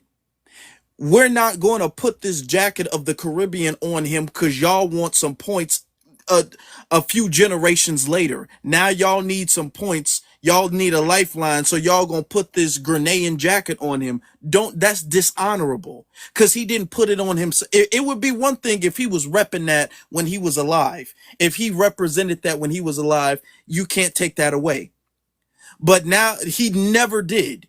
The only community that he actually did represent was Black American community. It was foundational Black American. Y'all don't get to put that jacket on him after the fact. No, if he didn't wear it, then it's gone. It's over with now.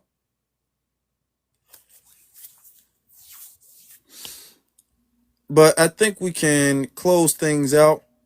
We probably will circle back to this conversation, though. We probably will. This was a good conversation. This was a really good conversation. We had mostly some good speakers. We had some people who, jail babble, but it is what it is. It happens.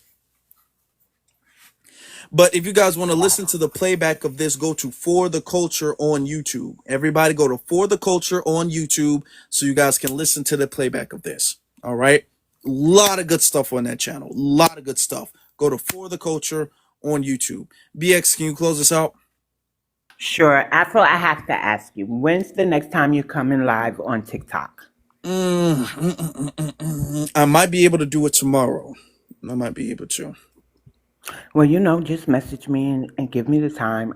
I want to say this. The people that you talk about, that you find out they have a grandparent, great grandparent, or a parent who are Caribbean, already told us who they are. Black Americans know history very well, despite y'all using white tea talking tropes that we don't know where we come from. We're stupid in this area, we're stupid in that area. So a lot of this is unnecessary to me, especially when you bring up Farrakhan, who's still alive, and who does he advocate for? Correct? Correct. Malcolm told us who he is.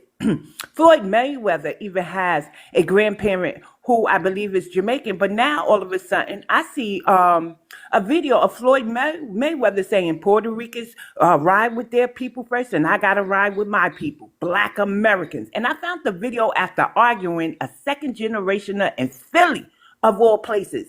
That 1/4 Caribbean does not make you Caribbean when these people already told us who they are. Mike Tyson acknowledged his Caribbean ancestry, but he identifies as an African American in honor of his mother. We accept, as foundational Black Americans, we accept by ethnics, we allow their actions to speak for them. Malcolm's actions were full foundational Black American. He was raised Black American. He advocated for Black American. He championed Black Americans, okay? And so please stop using them, because we don't want to disparage their memory. We don't use them for aha. We've always acknowledged things about them. They are Black American activists. They are Black American athletes, and they will always be ours. Evolve your culture, okay? Because Jamaica is a beautiful island. I may never go to the continent, but I want to go to the islands, any island at this point. I need y'all to do better so we can all be better together. Otherwise, I'm going to sit on the couch forever. I ain't going to vote for another immigrant, and I ain't going to challenge when they say all immigrants got to go. We going back on restriction. Y'all did it to yourselves for being annoying. Thank you. All right. That being said, you all have a good rest of your night. You guys have a safe weekend. I appreciate you all. I appreciate all the likes, all the comments, all of the followers, all of the speakers. Thank you all very much. I will see you guys soon. Peace, love, and reparation. My foundational Black Americans. I love y'all for real. Good night.